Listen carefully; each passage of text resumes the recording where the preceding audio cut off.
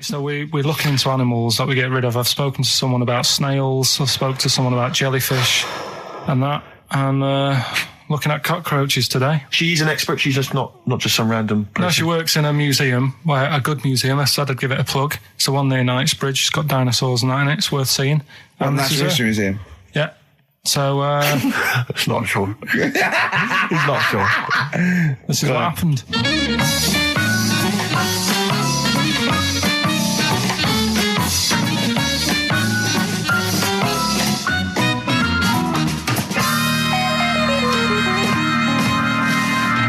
Now, what I'll do, I'll tell you as much as I know, and then you can fill me in if I'm right or wrong. And then at the end of it, we'll get to the bottom of whether we need them or not. Okay. All right. So, first of all, the first thing that I found out is that they have 18 knees. That's not exactly possible. They're insects, so they have 6 legs. Yeah. And a knee is usually the junction between femur and tibia. That's sort of classic human knees and every other animal knee. So with 6 legs, you can only have 6 knees. Could somebody sort of got mistaken for seeing one that was a bit double jointed? I think you're grasping at straws or something. All right.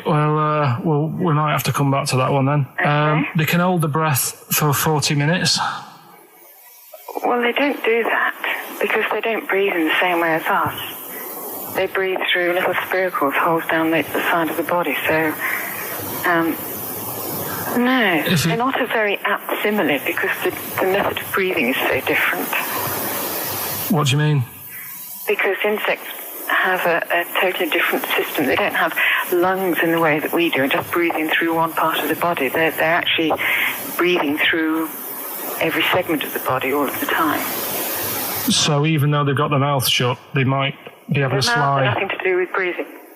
So only just feeding. So you see, maybe that's where someone's gone wrong. Someone's got hold of one and sort of taped its mouth up or something and got bored after 40 minutes and said, well, we'll call it right. It's a unkind thing to do to an insect, even to a cockroach. Yeah, but it's all... Can't do that. Yeah, but... No. Pretty unkind thing to do to anything, even a cockroach. Something else I found out. Yeah. They can live for a week without an head. Well, that's true if they don't bleed to death in the process. But the weird thing is, when I told you that they had 18 knees, you seemed a bit sort of like, don't talk ridiculous. But then we're talking about an animal that can live without an head. So there's a little bit of truth in that one, yeah? Yes. Why, when it was invented, has it got that facility? Say if someone said to humans, we could do that with humans, and, you know, if you lose your head in some accident, it gives you a bit of time to sort of go back to your family and maybe write them a note. You won't be able to have a chat, but write them a note saying it was my own fault and it was nice knowing you. Well, that would be a useful facility, I agree. But cockroaches are great survivors. I mean, they've been around for over 300 million years. They're one of the most primitive insects. All right. Well, I've also... is it true that they do a lot of resting? Apparently they can sort of rest for 75% of the time. Rest? Yeah, they just sit about doing nothing. It's probably true of a vast proportion of the world's fauna. Well, I mean, maybe the 25% that they are working, they're really giving it some, so it might make up. They're probably searching out food and, they can slow down considerably. You can chill insects in the fridge and they'll become very, very quiet. You might think they're dead. Yeah, but I'm sure, you know, if we were sat in a fridge, you know, we'd go a bit quiet, wouldn't we, you know? Well, you might not know much about it, of course. Yeah, but... Not quite reading the right sources. Well, I've been using the internet.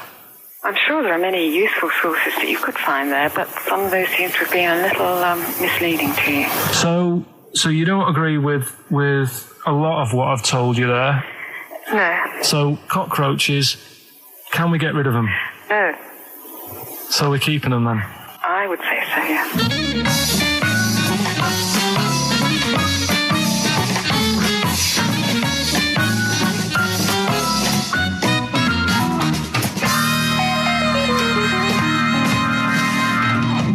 I think we should get her on more often because she sounds like she'd be a bit of an ally.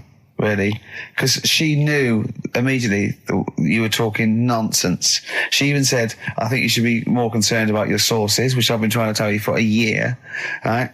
The fact, I mean, 18 knees, where did you get that from? It was on the internet. They can hold their breath for 40 minutes. I mean, I don't know what you read and take on. Mad world, don't it?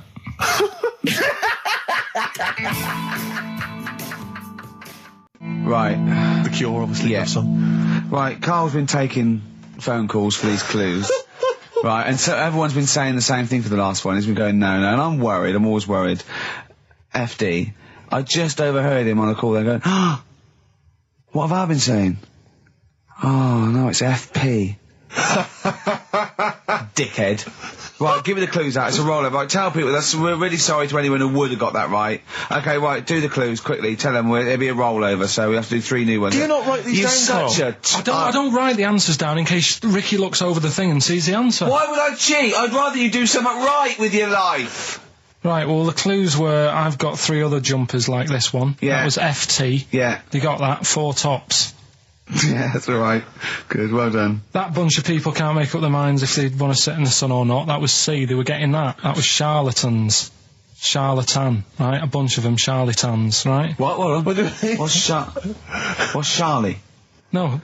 It's like, shall I go out? Shall we? Charlatans. They got it, right? Where I went wrong with this one, the Jamaican fella, he had to have some aspirin. Why?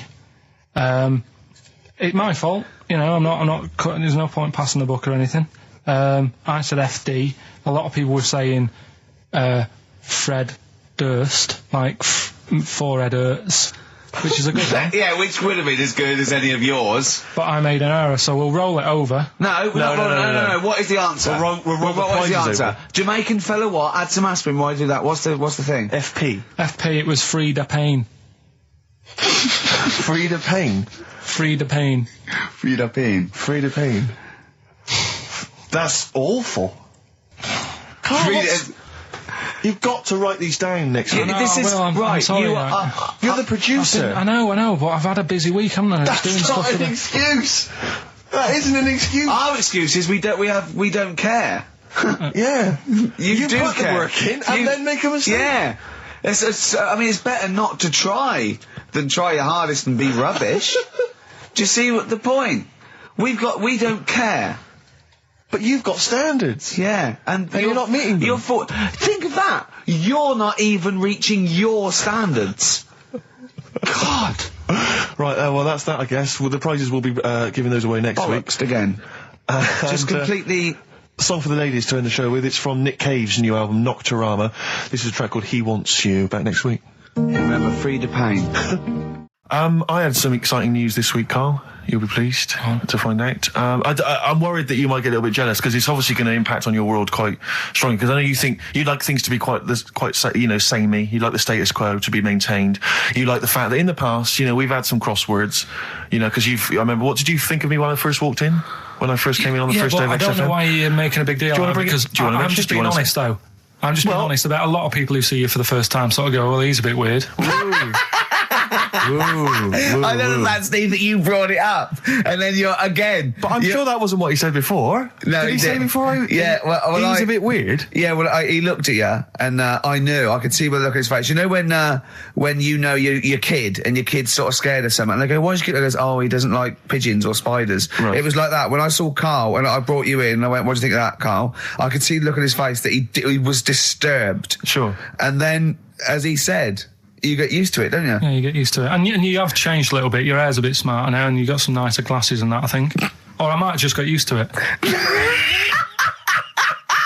Whoa, don't bring it up, Steve. Don't look at me like that. So you say that you think some other people in the office thought the same? Do you know that for sure? Carl. Did you discuss it? Carl. Yeah, I think they do, yeah. Okay, leave it there then. But not just in the office, as you walk through the building. Oh, it's worse than you ever thought. Well, no, it's not worse than I ever thought, because as you well know, Ricky Gervais, yeah. What did I do on Thursday morning? Oh, was this the thing For those that perhaps are not of the female persuasion listening, there's a magazine. Apparently it sells quite well. It's one of the sort of female, kind of issues magazines. I think it's called Company Magazine. It's like your sort of, I guess it's a bit like your Moore or your Vanity Fair or whatever. Anyway, they run every year the 50 most eligible bachelors in Great Britain section. Ding dong, hello. Who's in there this year? In the 50, in the top 50 of the entire country. And then they vote, and they put them in order and see who's the most eligible bachelor. But that's 50 people, right? It always annoys me slightly because bachelor, it kind of seems like a more sophisticated word for loser. Yeah, which always sort of unnerves me slightly. And also they try and do a different 50 every year, so they're getting pretty desperate to get different ones. No, because also a lot of people who are sort of like successful, are married, so there's very little to... No. There's a huge... I don't know if this is international. It could even be international. I'm not sure, actually. So I could be up there with the likes of Justin Timberlake, etc. So Fred Durst... Yeah, that sort of person, So anyway, this is what's exciting, right? Although I'm slightly frustrated because they were telling me that last year, all right, because what happens is the readers of the magazine, they vote for who they think is number one most eligible bachelor, right? Last year, the prize was a 2-week trip in the Bahamas. Okay, this year, I'm rather annoyed because all I'm going to win is a moped. That's the prize this year. That's the prize this year, a moped. Whoa, backtrack. What? Sorry. Last year was a 2-week trip to Bahamas, and this year just a moped. All I'm going to get is a moped. All you're going to win is a moped. Yeah, you've got no chance. You've got no chance. Who else is in it? Well, I mean, I don't know lots of people you'd never heard of. I know Duncan from Blue. Ding. So you're second to him at least already. I imagine you're going to come behind the other 49. Because there'll be people voting for me. They get to vote for me. Yeah, Steve. They'll see my photo and then they can vote for me. Yeah, according to Heat, I was 22nd most sexy man in the world. I better take that helmet back. I would. Here's a problem that someone's emailed in. We're taking emails today. If you've got a problem, a concern, or just a general query that you think Karl could answer for you, it could be about anything. It could be about some of the big kind of philosophical questions. Yeah. It could be something to do with war or famine, anything like that, or it could just be a personal dilemma. Something that's happening locally. Anyway, this seems one that I think you probably have. You and your father have probably come across this sort of dilemma in the past. And I'd be interested to know what your take is on it. Let me see. This is from Lee Matthews by the look of it. He says, he lives in a suburban area where the local teenagers also live on the same road, and they're running riot. They're smashing wing mirrors off the cars. They're crashing into parked cars on their skateboards. And they're just generally making mayhem, night and day. What can he do to stop this going on? The parents of the kids don't seem to give a damn. Anyone who complains to them, they just say, piss off. The police are useless because they never catch them in the actual act of violence, which is what they got to do to apparently convict them. So they don't know who to turn to, really. It's rather like when a little old lady went and got the A-team, and he was dressed as an elderly Chinaman. Exactly. She knew who he was. Colonel Decker didn't have a clue. Yeah. You see, it's weird because now it has got out of hand. Do you know what I mean? Like years ago when I was growing up on the estate, you had problems, but not like you have now. Do you know what I mean? Summers were nice as well, weren't they? Well, right. And police are getting shorter and younger. But you yourself kind of admitted in the past that you were something of a tearaway. You didn't do anything like these kids here. The thing is, I was scared that if I got caught doing it, my dad would go mad. Yes. And I remember smashing a car window by accident and legging it in the lounge and sort of pretending to go asleep on the settee. Right? Genius. And I heard a knock at the door. He chloroformed himself just to be unconscious when his dad came home. And there was a knock on the door, and I thought, oh God, this is a fella he saw me. I was chucking a stone in the air, seeing how high I could throw it. Of course you were. Did it keep landing on your head? That would explain a lot. And it came down. Chucking a stone in the air, love it. To see how far I could throw brilliant. it. So, I wasn't bothering anyone. Did you invent that game? Right? Did you get the stone for your birthday? Go and play with your stone. He gave one to Suzanne. Karl, go and play with your stone. No, the thing is, right, and it came down at a funny angle. And of course it did. It ate the back of this car, and the back window is the most expensive because it has that heating thing in it. Yeah. In case you got a frosty window. Yeah. So I thought, oh God. So I legged it in, got on the settee, went to sleep, knocked at the door. Genius. It's a brilliant plan. It's a brilliant plan. I couldn't be guilty. I'm asleep. So I love the idea. So the thing is, our lounge used to sort of, you could see in from the door, right? So this family who saw me do it, saw me asleep on the settee, and my mum said, go and get the door. And I sort of went, what? As if I'd been asleep. Yeah. I went to the door, like, rubbing my eyes. And the fella said, "What did you run off for? I saw you." I was like, "Oh no." And I didn't see my dad. I went out. It was when he was working sort of evenings. So I went out so I didn't have to see my dad. And then the next day I came home from school and my dad said, 45 quid.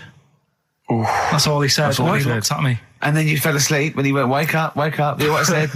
No, 45 quid. Now the thing Carl. He didn't have to do £45, Carl. Now, I know you were saving up for a brick, but you can't have it. Yeah. Just So, equally, if you're doing a bigger crime, a bank job or a murder. Remember to take the stocking off your head, because if they wake you up and go, why have you got a stocking on your head? Just go, oh, I had a weird dream. Right. A quick query for you. This is from Jay. He's got a problem here. He says, my parents won't let me ditch my studies. He's currently reading modern languages at London University. Sure.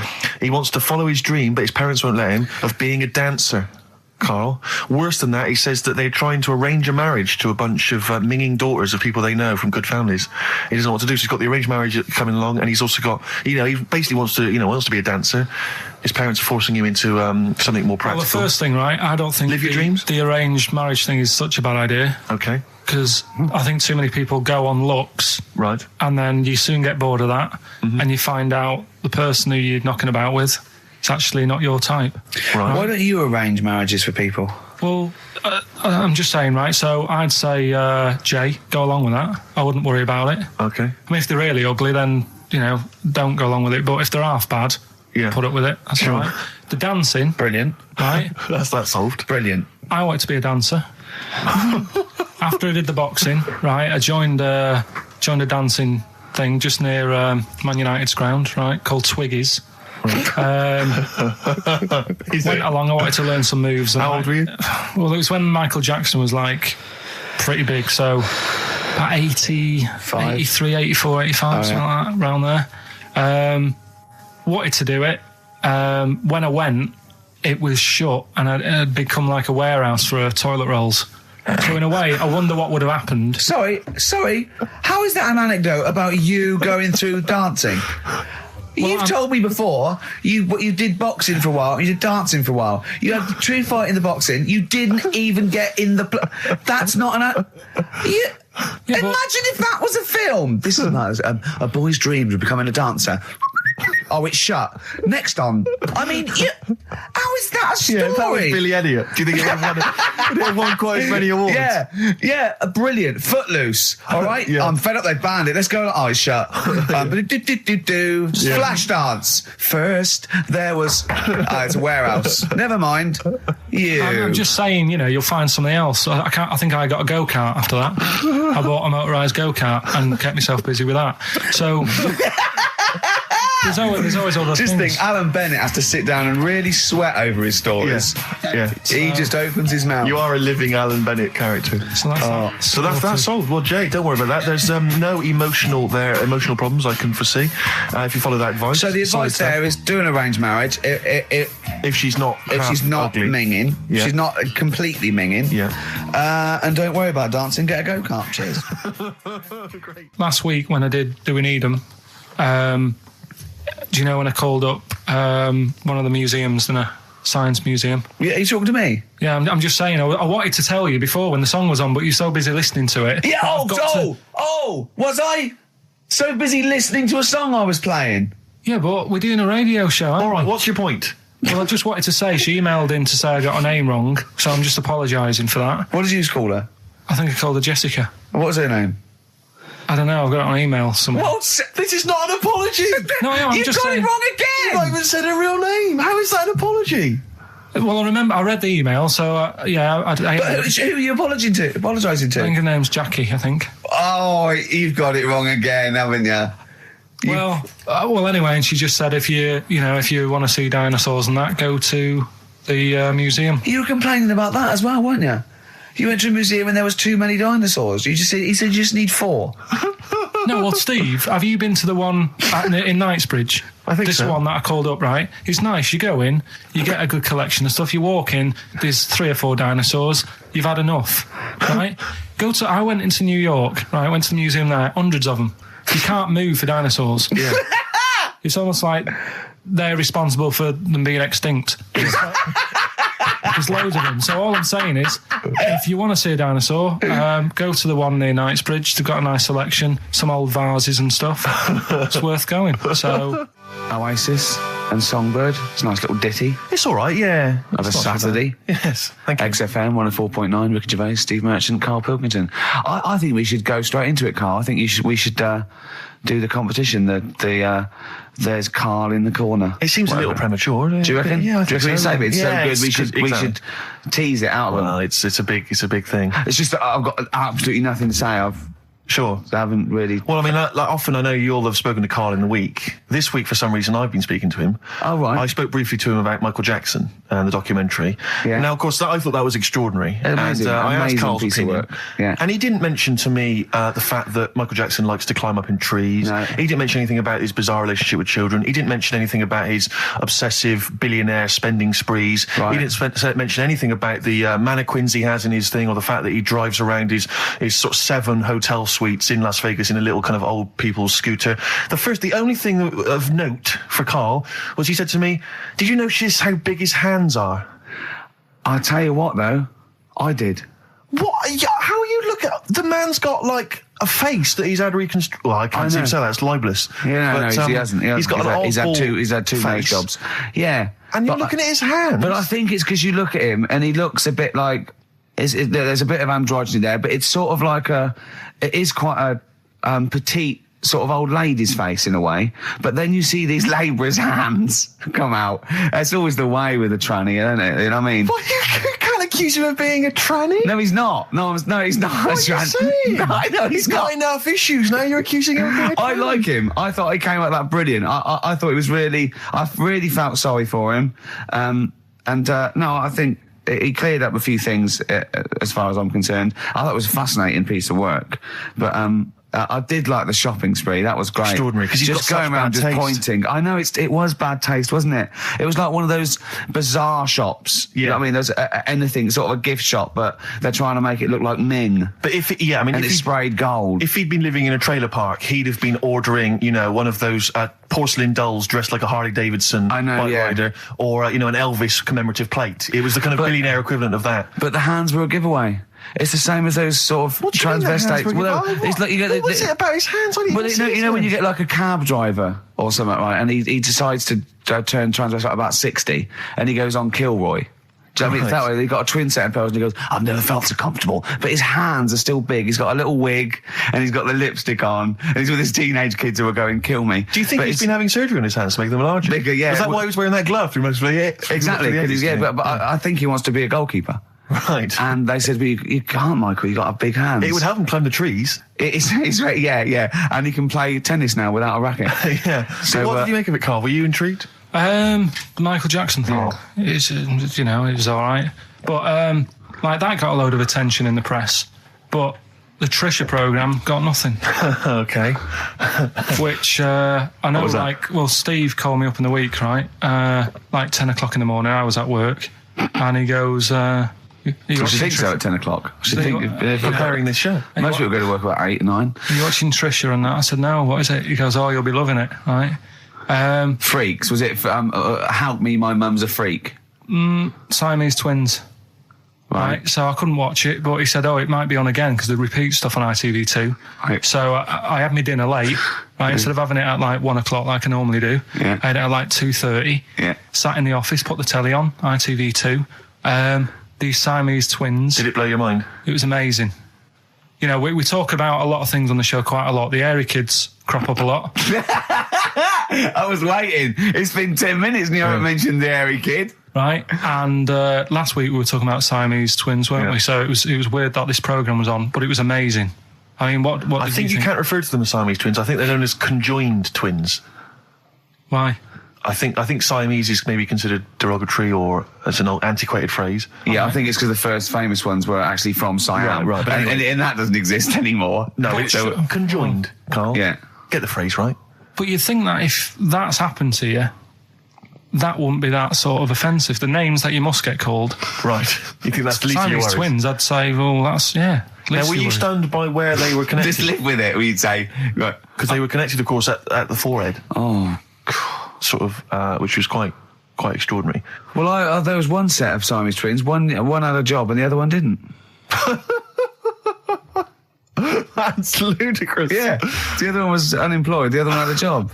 She had to go to work. She had to get up at 6 o'clock on her day I'm off. supporting you, literally. Yeah. Then they get done off the social for sort of... Yeah, because the other one was signing on. That wasn't a question that Trisha asked. Annoyingly, because I know that much of the audience was thinking that. There was a few things that didn't crop up. What questions would you have asked of them? Because what things did you feel weren't mentioned? I'd love to just watch Karl watching amazing things. Exactly. Do you know what I mean? It's like early learning thing. Mouth slightly open. Yeah, mouth open at a dribble, looking round to see if anyone else has seen it. You know, I hate that. Like when a cat sees a bird land on the balcony. Exactly. It can't believe it's luck. I'd probably say, how do you buy her like a birthday present? A surprise gift, yeah. Because everything's ruined. Sure. Right?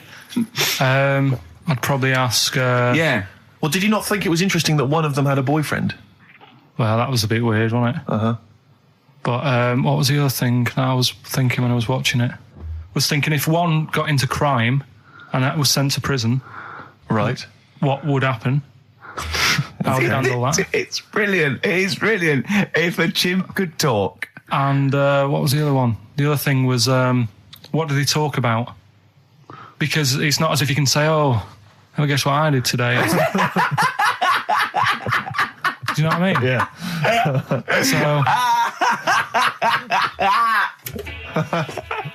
Taking the mickey. The really weird thing about all this, right? And it's annoying because you were saying about, what should have Trisha have asked and all that. Yeah. But one of them mentioned that one of them was adopted and the other one wasn't. Don't talk rubbish. No, seriously. I didn't understand it, right? Of course you didn't. And then Trisha sort of said, well, let's have a chat. And they were like, no, don't want to go into that.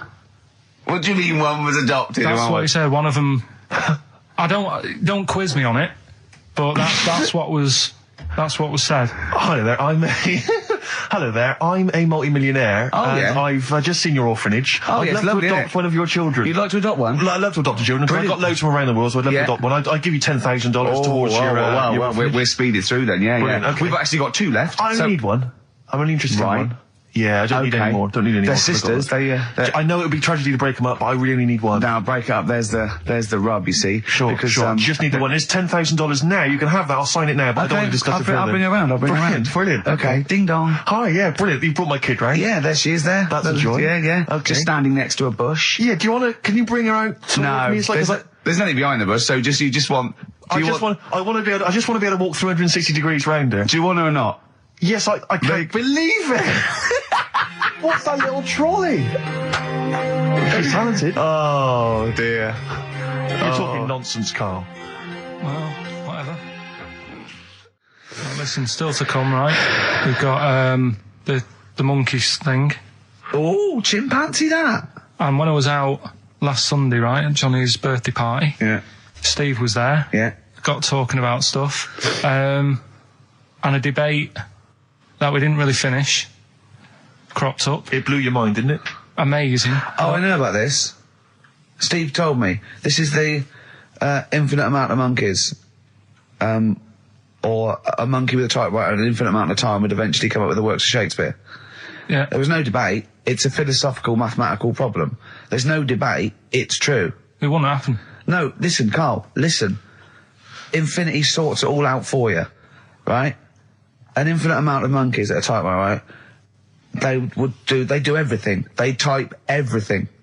Infinity just sorts it all out for you. There's no getting to it and they're going, oh, well, let's have a look what they've done.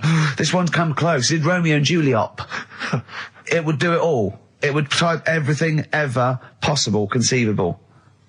Yeah, but... It's a mathematical... Well, we've heard your side of the argument, Rick. And I'll be honest with you, it's a persuasive one. But let's hear Karl, because he heard about this in a pub last week. Yeah, so he's got some strong What's your problem with it? What's your problem with it? Well, first of all, right, you're saying it's a load of monkeys. It's not just one monkey that can live forever. No, wait. It's either a chimpanzee with a typewriter with an infinite amount of time. He would eventually, by definition, mathematically, type everything ever possible, okay? Or it's an infinite amount of chimps with typewriters, and one of them will type it first time. But already that's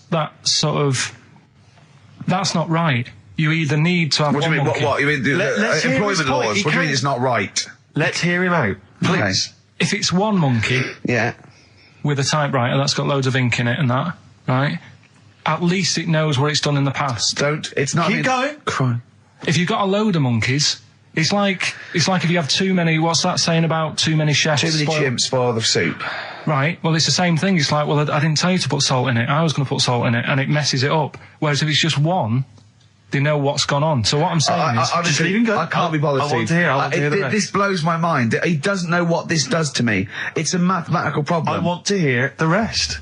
well, it's just I just don't think it will happen. What do you mean you don't think it'll happen? Infinity works it out for you by definition. Well, what's stopping them typing the same thing again? They would. In fact, the problem should be if you had an infinite amount of time that it would type. It works for Shakespeare an infinite amount of times and everything else an infinite amount of times. But that's not as. But not Shakespeare. Oh, shut up, you idiot! Rick, do you know what he said to me? I said to him, I explained it to him. I said, God. You've got an infinite number of monkeys, infinite number of typewriters. They will type the complete works of Shakespeare. He said, have they read Shakespeare? You're an idiot! Play a I record. said, no, I'm not having this they're not conversation. doing it from I'm not having memory. it. I'm not having it because it really, really winds me up. But you're saying they'll do it with no spelling errors. Well, they do it. They do it an infinite amount of times, and they do it wrong an infinite amount of times, and they do it and they spell the last full stop wrong an infinite amount of times, and they do it and they get one thing wrong in Hamlet wrong an infinite amount of times. They do everything an infinite amount of times. But are they going off a story that they've... Play a record, Carl, because I'm going to knock you out. I'm just saying, Shut up! do they know the story? Oh, They're monkeys! Oh Christ! No, Right. but- Okay. Lloyd Cole, she's a girl and I'm a man. Good that, innit? On very good. XFM, 104.9, Ricky Gervais, Steve Merchant, Karl Pilkington. As Yeah. ever, Rick, there's always someone who steps in to defend Carl. Okay, what is the defence? What is the defence? Here's an email from Scott Coomer. He says, Carl is actually right. I've got an A-level in statistics and probability. It doesn't matter how long they have and how many monkeys you have. You cannot guarantee they would type the complete works of Shakespeare. Infinity makes it probable they would get it right, but not definite. Yeah. Well, yeah. Yeah, that's what I was saying. No, you weren't saying, Carl. You don't understand it. Infinity sort of sorts it out. That if they do anything, they nearly do everything, won't they?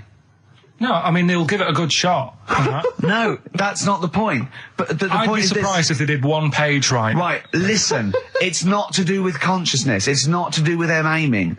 They are It's- just bashing away it's at the like, keyboard. It's like they're used to show that there isn't consciousness. They chose the chimpanzee because it can type, presumably, hit the keyboard. It's because they hadn't come across you at the time. Yeah. It's to take out thought out of it. It's to take out reason and trying, right? It's just random. They're saying that if you typed enough things, if the computer was left typing everything, if you left it for an infinite amount of time, and they chose Shakespeare because there is meaning behind it, and it's difficult to get it exactly right, to show you that Infinity would come up with it's not just Shakespeare, it's every novel. It's everything. Fairly eloquent there from Gervais. A quick riposte, please, from Karl Pilkington. No, I'm just saying, what I don't understand, if it hasn't read it, then how does it know where it's going? Listen, right, listen, right, Can I just explain to people, right, some people have said, why are you cruel to Carl? He drives me mental with things like that. What do you mean, Let me You do my editing. take a breather for a How do moment. I do your editing? He keeps coming in the week. You know that I work here properly, yeah, in the week, don't I? Yeah, I've got a proper job, yeah? Yeah. Should be 9 to 5, but I normally get in at about 8 o'clock and work A lot till of people about getting 8. 8 o'clock. Working hard, trying to do my job. 3 times this week, I've been rushing around. I walked past my little studio. He's sat in there, all right? Now, because I've got this sort of job, I can get away with it. I said to him, if I was a doctor, would he keep coming to me practice? If you were a doctor, there'd be severe problems with the NHS. Oh, imagine that. The standards would have lowered so much We go if to you can lunch. arrive at the hospital, you're a We'll doctor. pop in, I'll go to lunch, don't we? We have a little lunch break, don't we? I go, come on, let's go now. He goes, I'm busy. I go, come on, let's go now. He's going, you're doing me head in. Well, when I was talking about the monkey conundrum with Carl, he said to me, right, if I had a day off work, and I was, say, watching the TV, and with one hand I was typing a typewriter, would I type Shakespeare? I mean... Yeah, but you see, there's certain things. We were talking a little bit about this stuff the other week, weren't we, when we said you were going on about Einstein, and I said he's not that good. You know, E equals MC squared. You know, it sounds good, but I've never used it. And that. I've never used it. You haven't used 2 and 2 equals 4, Carl. The fella with an apple fell on his head. You know.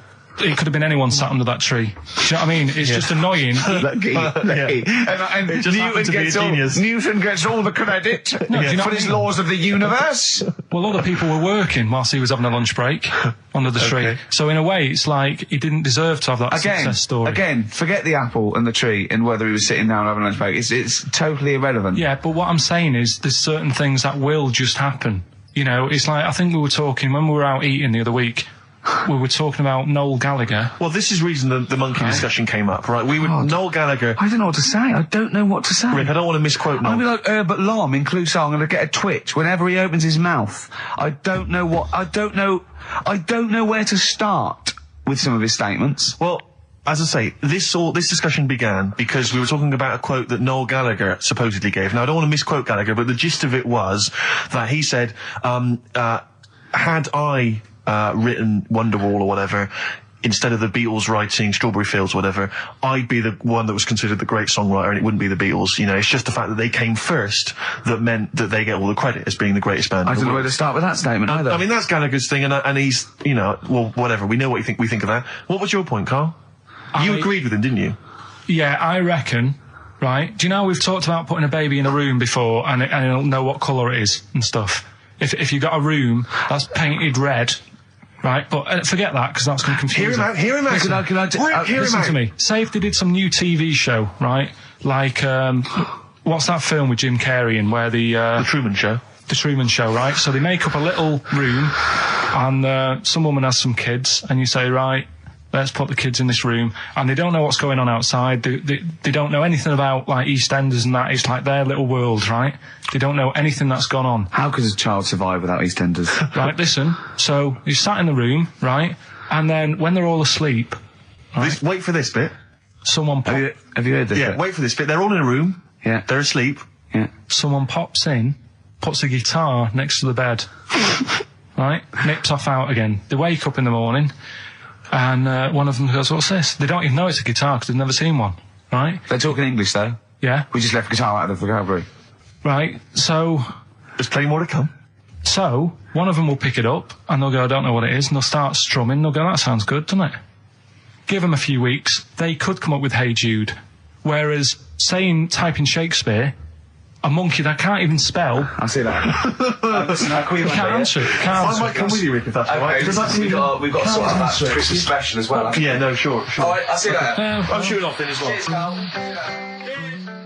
Ooh, those boys can rock there. That's the Guns with All Their Roses and Sweet Child of Mine. On XFM 104.9. I enjoyed that. Yeah. That was good. It rocks. I hope the audience was playing it loud like us. Yeah.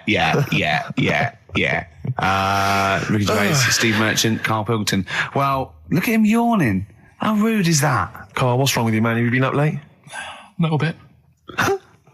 Girlfriend was away, wasn't she, yesterday? Yeah, I always have a problem with that. I always have... Because you don't go to bed, do you, early? Do you know what I mean? You sort of think... I just always find that thing that if, you know, you're used to living with someone... Yeah. One of you will go, let's go to bed, then you'll go, all right. But when you're on your own, you go... You just forget to go to bed. I just stay up. Okay, stop eating now, Carl. You've ate all the food. That's just a plate. All right. Okay. Yeah. No, I stayed up and watched... there was a thing on about Dracula. Right. What, Dracula? And I found a flaw in it. Go on. Not the fact that he's the living dead and and drinks blood to stay alive and he doesn't reflect and he can in turn into a mirrors. bat. Well, and you can go on. The mirror thing, you can't look in mirrors, can he? Well, he can look in mirrors, but he can't see himself in a mirror. Yeah. That still doesn't work. Go on. It doesn't work at all, Carl. It doesn't work Go anyway. on. Well, centre parting's always really neat. His centre parting's always really how does he do it if he can't look in the mirror? Blood on the floor or something it was called. Rubbish. I love the flaw in the Dracula film is that his centre parting's too neat. How did he do it without a mirror? Oh. Was it a documentary about Dracula? No, there was the real Dracula. The real Dracula. Yeah, the real Dracula, the It's true just a stuff. film. It had blood on the floor or something. It's called. Yeah. It's rubbish. We had a little lunch yesterday, didn't we? We did indeed. That was a nightmare. Yeah. I hate going out with you two. I was explaining to Carl, right? I like to excite Carl's imagination, right? And if it involves chimps or monkeys, all the better. Brains he likes, parts of the body, deformity. You know, I know where to, you know, what buttons to push.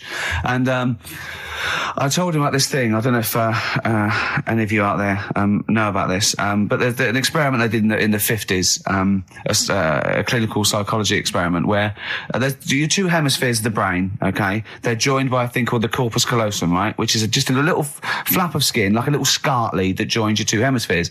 And what they did, they cut that in half, and they thought it was a cure for schizophrenia, but what it turned out to be, or epilepsy, I think, I can't remember, was that your two sides of your brains didn't function together. You couldn't get information. I was telling Carl all this thing, and one of the things I told him was that they did it on a monkey, and it fought itself over a nut.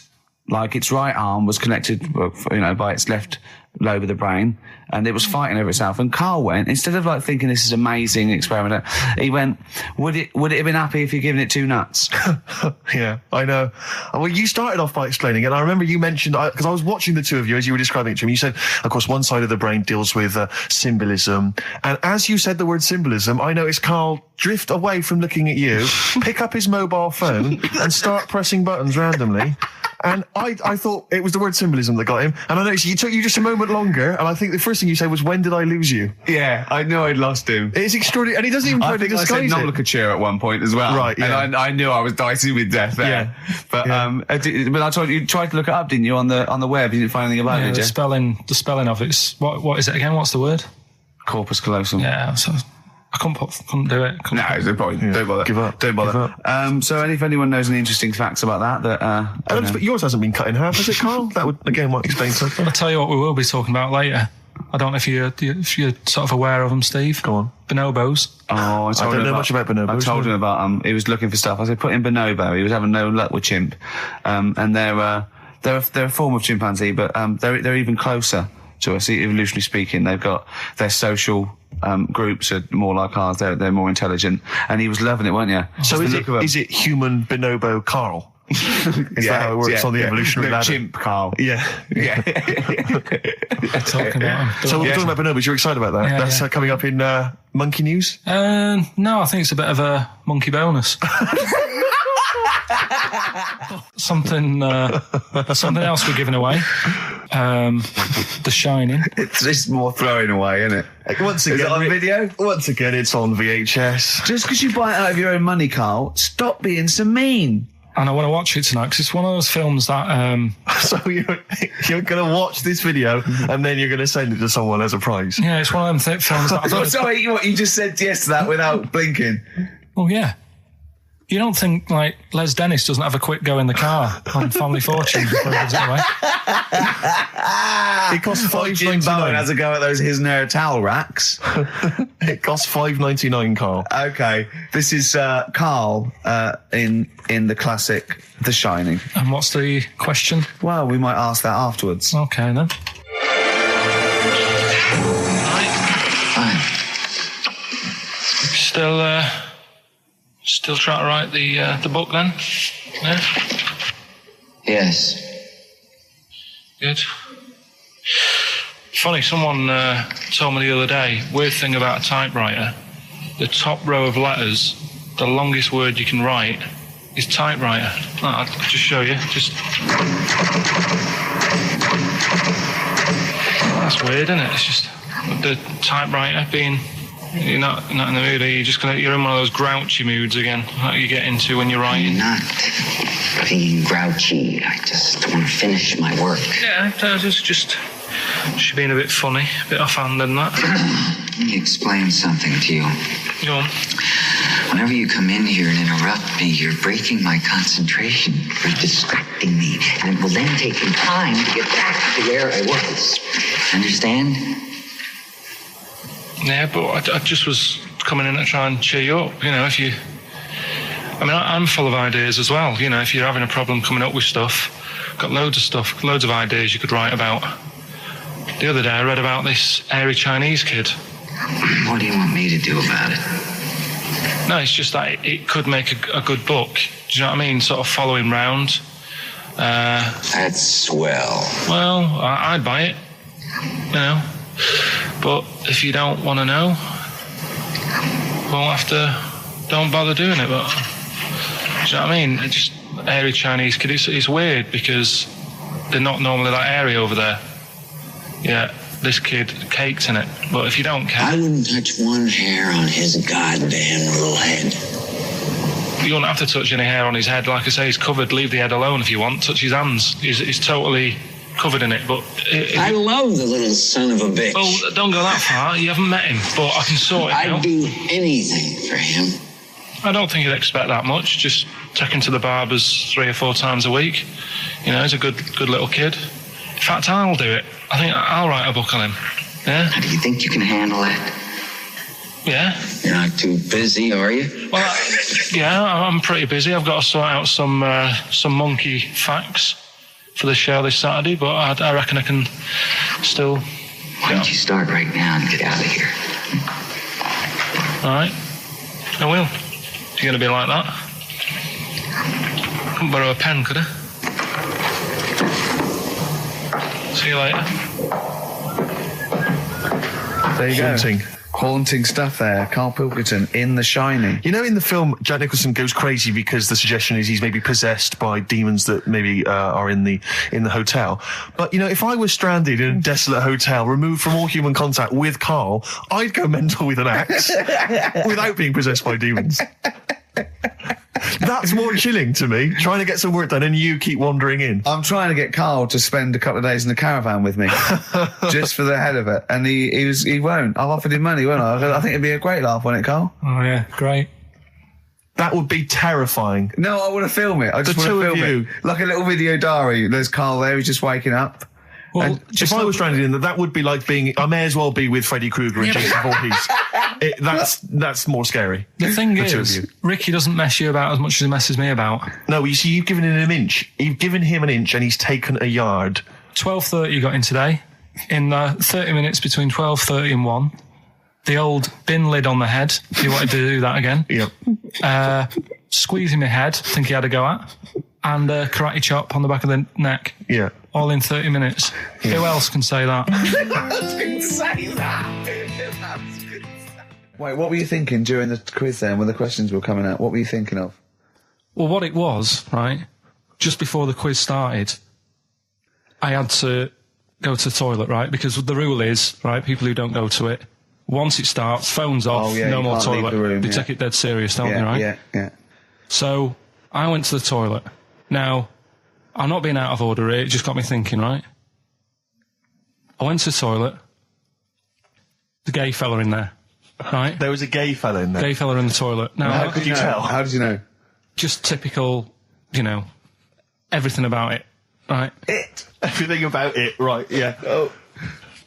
What, large handlebar moustache, leather cap. Butt plugs, amyl nitrate. Could I just say that these views do not reflect the views of the management of XFM or me and Steve. Or most of the people in this country. Go on, Karl. What's your problem? Yeah, but this is what I'm worried about, really. But this is why I only got Danny Minogue right.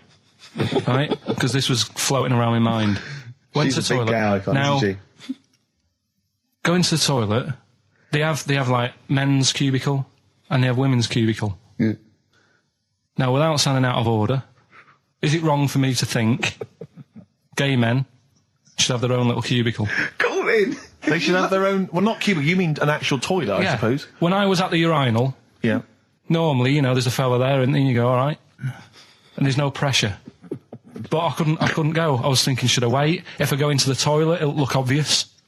Yeah. I had loads of pressure and this was going on. What were you worried about? I'm so sorry. What were you concerned about? Viewers? I'm so sorry. It's like, right, listen, when I was a kid, right, and it's all right for you to go into women's toilets when you're a kid, it's like, oh, it's a bit cute, right? As long as you're not, like, over 15 or something, right? Right. But when I was a kid, I went into a toilet, and women, when they use their little cubicles, they don't shut the door. Some of them just sit down on the toilet, right?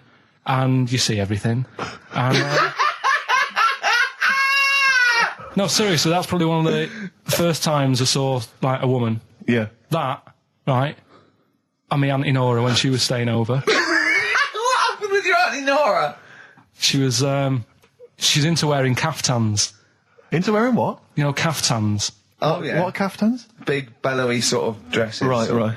And, yeah, I used to sit on the floor at home in front of the telly. Sure. She was on the chair behind. Yeah. She did a bit of a sort of a Sharon Stone scene. Oh, God. Yeah. Did you see it? There was no underwear. No. What age were you? What was it like? What age were It you? was like a ripped tennis ball. What? Right, we're off air. Either that or put us in for the Sonys. I'm a little bit concerned about your toilet discussion. What exactly is your point again? I was just a bit bemused. You see, it's a tricky one. All I'm saying is, right, there I was at the pub quiz. I go to the toilet, not thinking about anything. I try to go, right, there's a little gay fella next to me. I love this little gay fella. Now, the weird thing is, there's nothing stopping him having a little glance, right, because he's allowed in the fella's toilet. Yeah. Now, I'm not allowed to go into the woman's toilet and have a little look round. Right. So all I'm saying is, should they have another toilet area? What, for gay people? Yeah. And so this would be gay men and lesbians? Well, Is that going to complicate things? I mean, I can only assume. I mean, to what point? I'll ask you a question, right? If you're intimidated, that's a shame. But you know, most gay men aren't looking at your knob. You know that. what do you mean? I can only say that 99.9% of gay men who use a urinal standing next to what they assume is a heterosexual man aren't looking at his knob. What are they doing then? They're emptying their bladder. No, but the thing is, I can't talk. you're politics, saying, Carl. you're saying, like, you know, about would you have one toilet for lesbian women and gay fellas, right? What does that mean? Yeah, would it be mixed? Would it just be? Well, would it have a man on one? That's heterosexual man. One little picture of a woman, there, and then what? What would the little icon be? A man and a woman? A man and a woman. Just having a chat? Yeah. In pink and dot But lines. you couldn't mix them, because then what would happen is you'd get people who are going, oh, I'll play up to this a bit, What, pretend to be gay? and yeah, you know, sort of grow a moustache and shave their head. And pretend to be a lesbian. Right. Yeah. So, I see, so you know people pretending to be gay so they could go in and have a look at the lesbians? Yeah. Right. So that would mean that we need 4 cubicles now, wouldn't we? Yeah, no, this is fine. 4 cubicles. So every pub How now... many toilets do we need at Every the pub's moment? now got 4 toilets. Oh, Carl, bisexuals. Yeah. Now, interesting. Bisexuals. How many toilets do we need now? Call the council. Do you use any? Huh?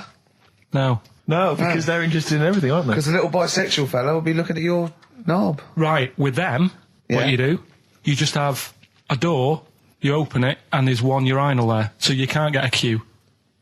They have to sort of wait. I just thought that, well, why can't there just be a thing between the urinals so no one can look at anyone else's knob? Wait a minute. Just to go back to Ricky's point, what stops, even if we've got the toilet for gay men, what stops the gay men who want to have a look at your willy going in the regular toilet and pretending that they're straight? Most men don't wear gay across their No, heads. exactly. They don't have a tattoo. There's no branding yet in the British house where they have to declare. So we're going to have to expand this. What So we've do all you- got to carry identity Do you know cards. you can see a gay, can you? Coming a mile off. No? No, I'll just hold it in next time. No. Can you tell gay men? Do you know a gay man? I'd say probably if you did if you lined some people up Yeah. and said point them out, I reckon I'd get. But hold on, we're not talking about people dressed in leather with the arse cut out and an handlebar moustache. Yeah. We're talking about, the everyday, No, non-seen... of course, no. well, yeah, but I mean, suppose I put you in a room and there was 10 naked men, right? Yeah. And there's 5 gay men and 5 hetero. Could you walk along that line looking at those gay... Am I naked No, you don't have to be naked. Why would you have to be to naked? catch them out? Play a record! How would you catch them out? Don't go into it. Don't go into it. Don't go into it. Play a record. Right, there was this. This is what it's like about getting presents and stuff, right? With my mum and dad. Go on. My mate Colin, right? Colin Mackin? No, Colin Bailey. Oh, right? yeah. He had a little Sinclair Spectrum, right? Computer, which was like the thing to have at that time, right? Yeah. You used to always go round to his house. The deal was Not the one you had to play through the window because you weren't allowed. No, that's another lad. Oh, right? yeah. This is a different lad, and the deal was he came to our house, and my mum gave him a pie, and then I'd go round to his, and I'd stay there for a few hours playing, Hungry Horace and stuff like that on it. Right?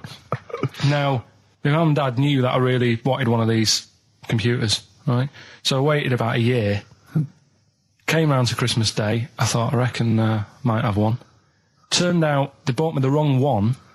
They bought me a ZX81 instead of a Spectrum, right? And Christmas Day, I'm there trying to load the games up. It's not working. I'm thinking, what's wrong, right? And the thing with me when I was a kid, I used to get quite sort of agitated. This is the moment. Right? I found out that it needed a RAM pack to make it work, right? Looking in the thing and it's saying, and make sure you put your RAM pack in the back. And I was like, oh, where's the RAM pack? And my dad's going, I don't know, I've got you the main bit. That's it. So I was that wound up, I just was sick, right? Just sick. I didn't feel sick or anything, I just was like, oh God. Went to the sink, just sick. Because I was that on edge about it. I said, come on, we've got to get one. And my dad's like, Tandy's shut. We're not gonna get anything today. Ruined again, Christmas Day. That was after the year when my train set got blown up by our kid. The following year, no RAM pack. And now you ask me why don't I get good presents? He's scarred. He just I'm going to die. Honestly, I'm going to die. He's just being sick. Yeah. There's no RAM pack. Did you get to the bottom of it? Why wasn't there a RAM pack? You have to buy them separate. Oh, It's one of them okay. cons. What do you mean I can't play Frogger? Oh, no. So, wasn't there another incident when you threw up? Spontaneously threw up? Through sheer anxiety? I do get it. It's not so much now because I've relaxed a bit, but as a kid I used to be quite on edge all the time with certain things. Do you think that's what happened to your The cat wind. that kept being sick? That it didn't get the food it wanted? And it just threw up? Do you remember that? Yeah. God, so they shaved it. Yeah, but again, you see, the cat thing, I mean, it's mad. I was thinking about it the other day, right? I used to think I had quite a normal upbringing, You didn't. right? And someone was talking Your about the mother cat. once told you not to go to school because it was windy, Carl. It was not a normal upbringing. The cat was being sick, so she shaved it, so it was easier to clean. Right, well, my mum and dad went on holiday, right? And I stayed at the Rosses down the road. Oh, yeah. Only a kid, must have been about 5 or something, right? And I was always running around in the house. I had a lot of energy as a kid. What the Rosses did, they had this cat that was dead violent, the most violent sort of angry cat I have ever witnessed. A tiger. It was honestly, Steve, if it was bigger, it would have been, because it was just always having a go at you. Yeah. If you went to pat it on the head, it went to bite you and stuff.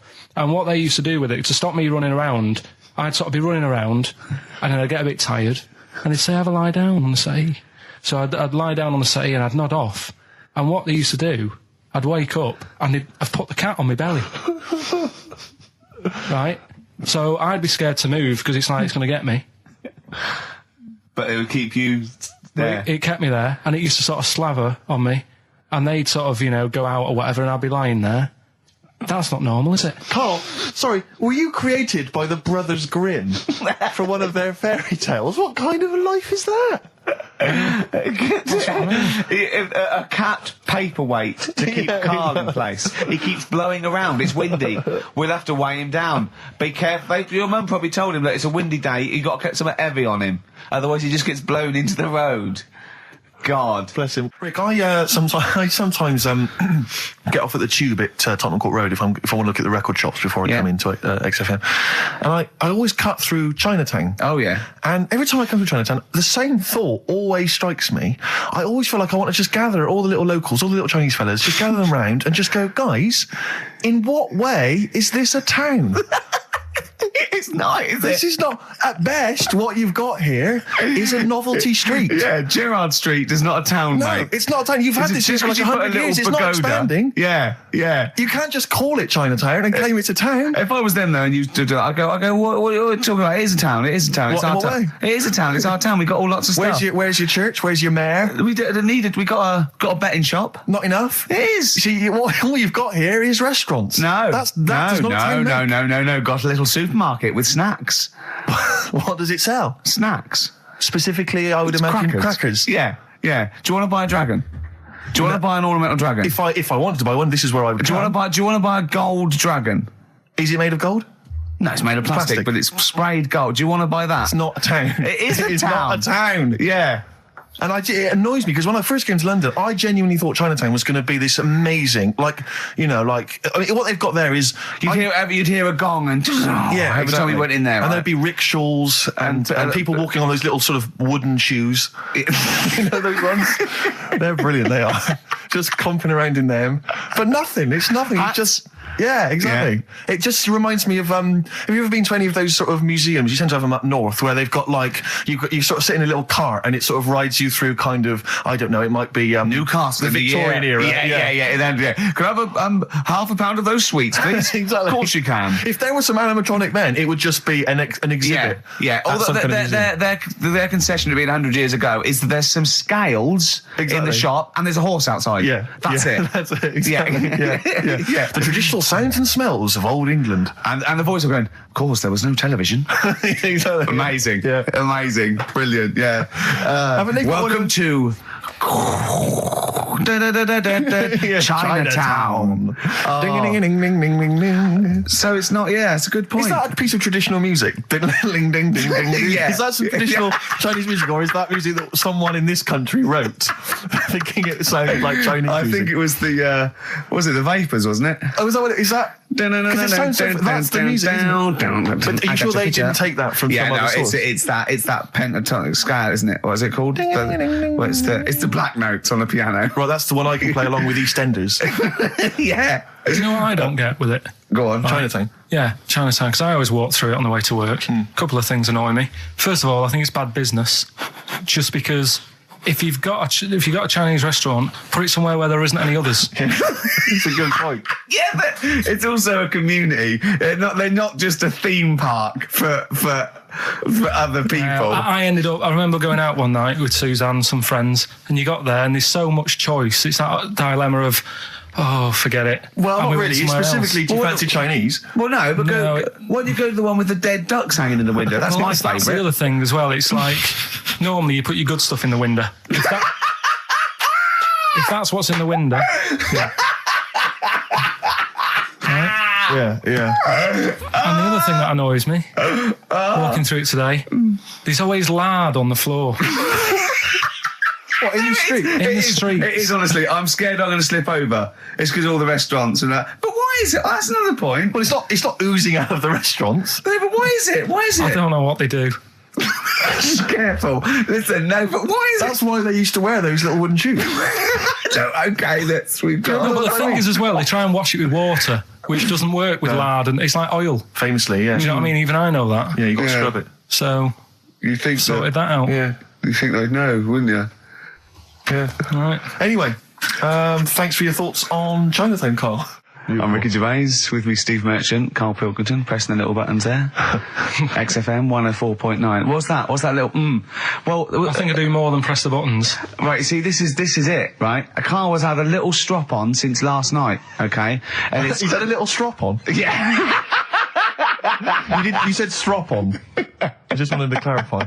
And, I don't know why. He says that I'm an annoying person. He says that I wound him up, right? Which I don't know. He says that you're winding up because you're sort of like negative about everything. Negative? Yeah. And, but what I think it is because we pointed out that his lateness is unacceptable. Yeah. He said, meet you at 6. He turned up at 20 past. He said, well, someone stopped me in the corridor. I don't care. I've got stuff to do. We had stuff to do. I think we're a bit busier than you, Karl. You've got one job. We've got loads of jobs. I keep telling you that. You've got one job in a little room, a 9 to 5 there, that you don't even get done in 9 to 5. That's why you're late and mucking around all the time. There's loads of work to do. Yeah, one job. No, cool. it's not. It's one job with a lot of other jobs in it. It's like those little Russian dolls you get, right? Well, it's not, is Have a it? go. Yeah, it is. Yeah. Everyone thinks, oh, he only sits in his studio messing about, making songs a phrase. That's what I do in my free time. Which we've got coming up later. Super slick. I still think 20 minutes late is an outrage. Though, Yeah, Carl. 20 minutes late is... Yeah, but I didn't say bang on 6. I You said said around 6. 6. No, you didn't. You said 6, which means 6. Well, it doesn't. Wait, sorry, it doesn't. If I was a newsreader, I'd say, yeah, you've got to be on time. Do you know what I mean? If it was a 6 o'clock news, I wouldn't want to be late. But it's the fact that I said to you, I'm busy, I've got stuff to do. No, you didn't say that. You said 6 o'clock to sort out tomorrow's show. I didn't. I know what I said. So Yeah, well, You don't, because I remember you sent me a text. You didn't even. It wasn't even a phone call. You didn't even have the politeness to call. Stephen has stitched him up by being a little bit more Busy. precise than him. It was a text, and it said, "See you around 6 tomorrow?" Question mark. Around. You just said it. Well, Around yeah, but 6. that doesn't count. That doesn't mean anything. Well, yeah, no, he does. What? So all right, You told me he said 6. Well, he did. I'm paraphrasing. 6 o'clock, Rick. To me, even if it was around 6 o'clock, that would be 5 to 6 or 5 past 6. It would not be 20 minutes after the event, because that is late. Well. Well, you've got nothing. You see, you haven't even got an excuse. Yeah, but then I turned up, right, and I said, right, well, let's not argue about this. Let's come up with some good new features, because we've been in Cheap as Chimps. That's gone today. Good news. He never liked Cheap as Chimps, Carl, did he? Right, he never liked it. Do you know what? Do you know who's took it further? Donald McIntyre. What? He's doing a programme, Cheap as Chimps. No, he's not. doing The it. channel. Well, we'll see. Again, I'll prove you right. Again, He's Prove you wrong. not. He's not doing a program Cheap as Chimps, is Yes. he? He's not. What do you mean? He's doing. I saw a trail on Channel 5, and it was saying, you know, Is he's it done 5 this. or is it about 20 past 5? He's doing this, he's done that, you know, now see him on Channel 5 because he's moved to Channel 5. Right. It's saying first big problem, chimps, you know, the deer and that. And, No, they're not dear. He's getting confused. no, 50 odd grand for a chimp, and it's saying, you know, he'll look into how much you can get gorilla for. What are in the name of God are you talking about? We'll talk about that later. But I don't know what. I'm just saying that's another idea. And then, that's yeah, these so things go on, you got off, this is why you never get stuff done and you're Yeah. late. You got off the point, you were talking about arriving late. Yeah, I know, but I'm just saying to you now, I turned up late, so I said, right, well, let's not argue. Yeah. I said, let's do some stuff. Yeah. You weren't having any of it. I think at one point you were trying to be sick on my leg. I do remember that. Yeah? Why? Just for fun? Yeah. Alright. That's when I started getting annoyed. He was very annoyed last night. No, yeah, okay. Yeah, I can see where that could be annoying, but you just got to think, hey, look, so what? It's, you know. Well, I think you rub each other up the wrong way. Yeah. That's the problem. no more Cheap as Chimps today. Right. Nothing to replace it because we didn't have a chat.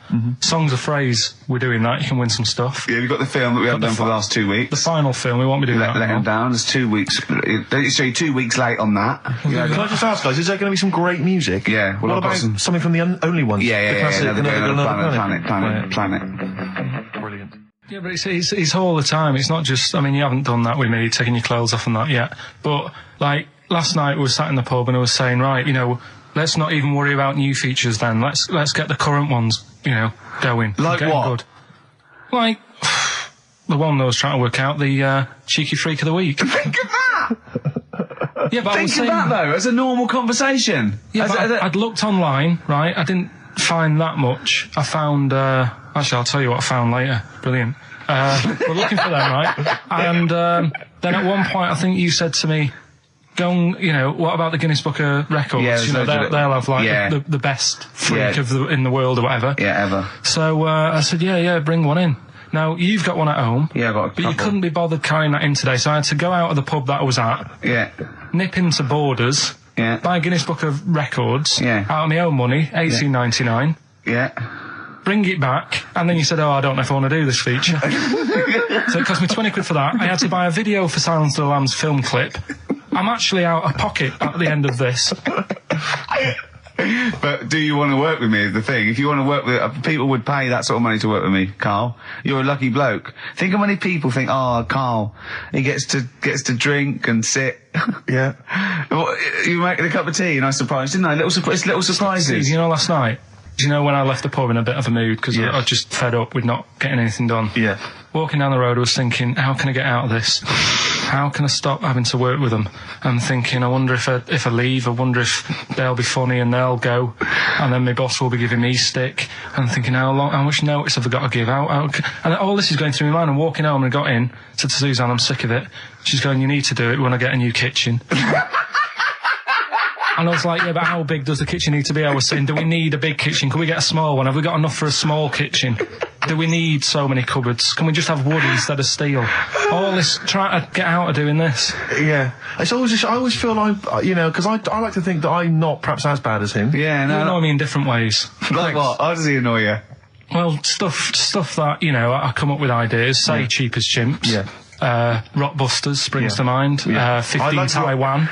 15 Taiwan. Let's just remind people what 15 Taiwan was. It was a little feature that I wanted to give a run, give it a little run, see if people like it.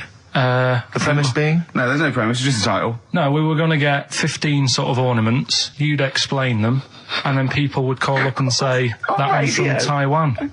See? God, you just explained why I didn't think that was a good idea.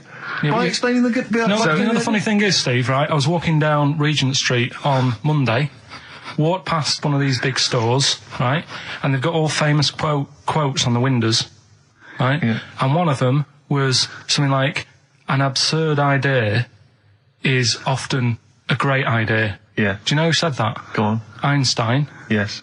Which made me wonder, if you were his mate, would he ever have done E=mc²? Or would you have said, don't bother with that, it's not going to work? Because that's all you seem to do. Everything I come up with, you put down. Yeah. Well, that's one thing. He's negative, right? I don't know why. I don't know why he is. What else? He messes me about. I get him concert tickets for stuff, and you say, I didn't bother going. Yeah. That is annoying. You come in, with, 5 minutes to go with tracks that need editing. Yeah. The little bag, that bag that was free. Yeah, you got a free bag today, an XFM little rucksack thing. Yeah. You were like, oh, what's this? What's this rubbish? Yeah. Ricky said, I'll have it. They're great. He said, no, I want it. Yeah. Well, it was free. I needed it. I'll give that as a gift or something. So, I mean, I think on reflection, Steve is probably a little bit more annoying than me. I won't go that far. You are annoying. If I had to go away for a week somewhere, if it was a quiet place... Well, you are again, aren't you? That's 2 holidays you had this year, I mean. If it was a busy place, I'd probably go with you, because people, do you know what I mean, staring at me all the time and that if I'm walking around with Steve. No, I'm just... Can I draw up a list of reasons I don't like you, Carl? Just being honest. What? I'll tell you, because the list of reasons I don't like you is incredibly long and getting longer. Just saying. Do you want another slap? Eminem, Sing for the Moment, on XFM 104.9. I'm Ricky Gervais. With me, Steve Merchant, with 5 little hamburgers. Got 5 burgers here, yep. And so I don't know, how should we begin, Carl? Do you want to just look at the size of these burgers? Look, they can see it on webcam, can't they? They can see us stuffing these burgers into your mouth. And by the way, I'm filming this, Steve. Look, brilliant. Look, I've got a little camcorder. We'll put this on unseen footage on a DVD or something. Or maybe on the website. Oh, Carl, what if you break the record? Okay, Carl, I'm coming round now to just monitor this and adjudicate. What's the web? If you want to see this on the webcam, what is it? XFM.co.uk. Right, okay. Hold on. Can I, Steve, I'm not being that? funny. I'm not being funny, right? But I think I have got like a bit of a wheat thing. You've got a bit of a what? A wheat allergy thing. Don't give me that. No, seriously, my head's... I've been eating a lot of shredded wheat recently. And my head's got a bit bigger. Carl, I don't think you can let us down now, mate. So you just got to put that... No, I can't put that like that in my mouth on its... I've got to break it up. I've got to break it up. You can't break it up. Can't break it up. It doesn't say you can on the rule thing. It does. It doesn't. I can't look. I physically can't. Try it. I can't look. I'd have to be Jay Goody to be able to do that. Seriously, look. Try it. Yeah, I know, but you're not approaching it right. That's it. Come on. That's all. Oh, God, he's not going to do one. Keep going. That's good work. Keep going. How does he get free? Keep pushing. Ease it Keep in. pushing. Ease it Keep in. pushing. Get one in at least. Ease it. Get one in at least. Get one in. Ease it in. Get one in. Push it. That's one. Let's go for another one. I reckon you've got to rip it up a bit. Okay, do that then. See how many you can get in. You've got to get in 2. No, just one.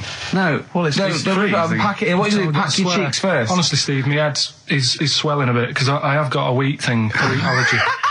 That'd be good. There'd be more room. Right. Okay. Look, Carl is now just sticking it in his cheek. Yeah. Don't eat any. You can't swallow any. It's like a hamster. You got to work it like a hamster. Yeah. Stick it in. Come on. He looks like Marlon Brando in The Godfather. Come on. Don't lose any yet. Right. Pack it in, then use your fingers to pack it in. Come on. Wedge it in.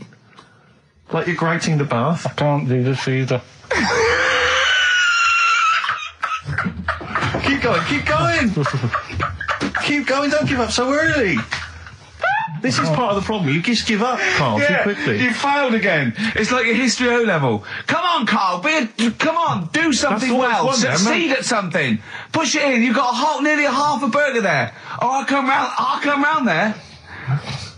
You're chewing. Don't chew. I've got a bit of food. I don't know what he said, but... Is that a whole one? No, it's not. I can see bits left. Come on, Carl. Come on, keep working at it. Keep working at it. But there's so much space in your mouth, I can see it. He's going red. Okay, we'll do another one. We'll do another one. That one then. We're doing a... Oh, are you alright? Are you going to be sick? Are you alright? Alright. Oh God, should we play a record? He's making my eyes water now. I'll find a different one for you. Find a different one for you. Most grapes eaten in 3 minutes. I'll go. Do you want to do that? Grapes are easy, aren't they? That's easy. Great. Come on, grapes are easy. You've got to have a handful of grapes and you've got to press song 2 by Blur. When we come back, you'll be stuffing your face. Hold on. You don't ever do that. How can you work the buttons? I can do that. No, I don't think you can. You cannot touch the grapes until the opening note of song 2 begins. When the Blur 2, when song 2 stops, can we just push up the fader because you'll be stuffing your face? We're almost. Let's go. If we go. Any second now. Okay. Right. Okay. Ready, 3, 2, 1, go. And he's off. Good work from Carl there. He's approaching it cautiously to begin with. Cautiously. And he's keeping it. Let's just, he's keeping people. Come on, don't make him laugh. He's choking. He's choking. Oh, Carl. Quick. Keep going, Carl. Come on. What happened? Did you just throw up? No. Don't make him laugh. Oh, come on. We can make wine. Come on, Carl. You're doing so well, mate. I want to go. Come on. Only. Why are you making him laugh? That was a world record attempt. Come on. He's over. Keep going. Come on. You got 25 seconds. Come on. Oh, I think that was a shame actually because you were doing well, but something went wrong. I know, and I think those are bigger grapes than the ones I've seen before. They're quite big grapes. Look at his face, he looks so despondent. Come on, Carl, 8 seconds. Just a few more. 5. Come on, what's the matter?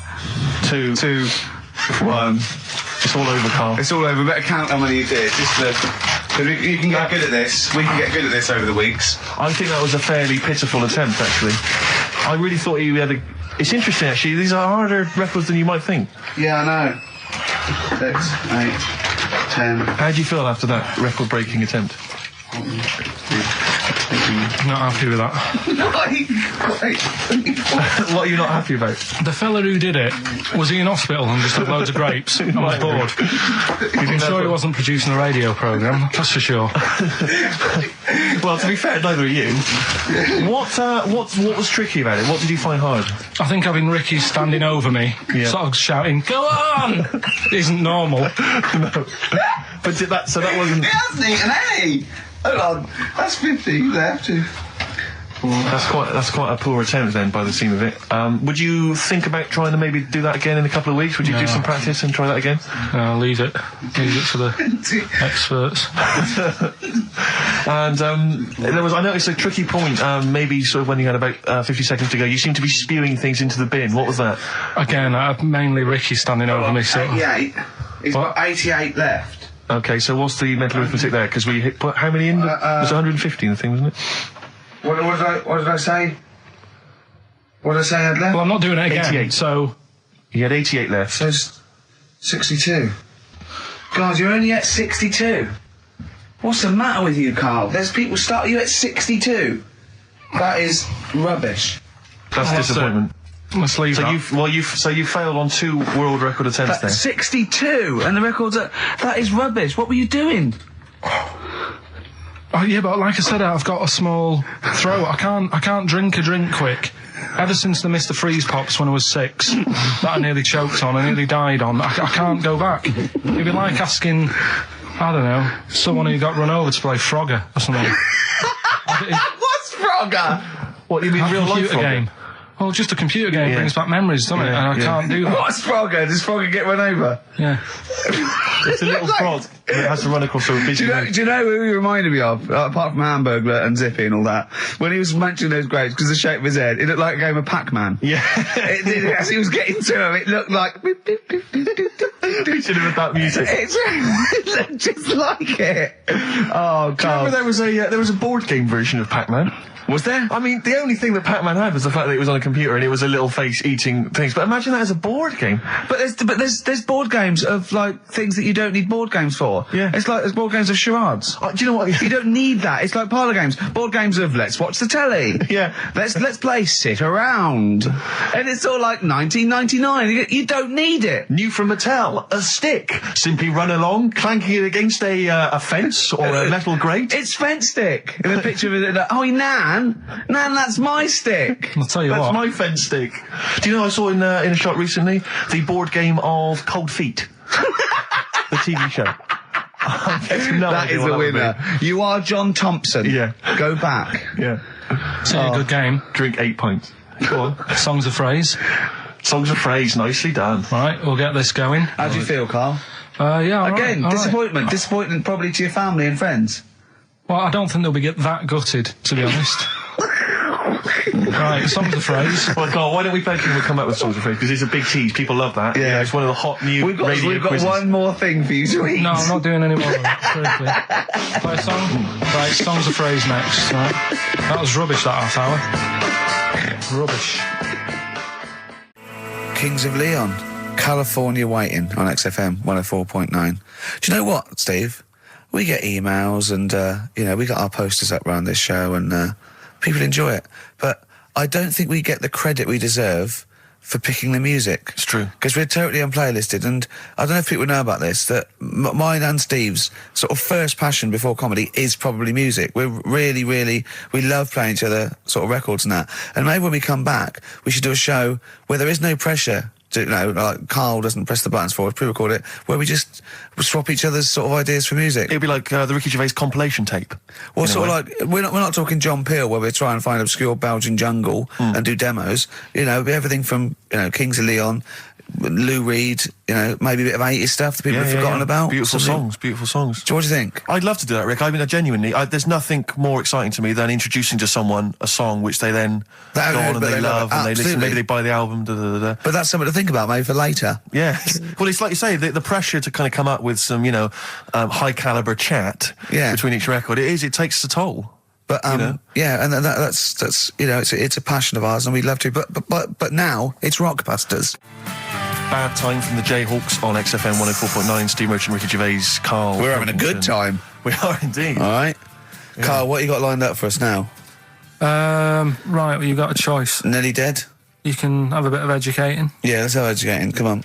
Educating Ricky. Actually, can we just clarify what this is? I think a lot of new listeners perhaps aren't familiar with this. It's when Carl looks on the internet and finds a weird story about the double knob fun, and tells me about it, and it's usually not true.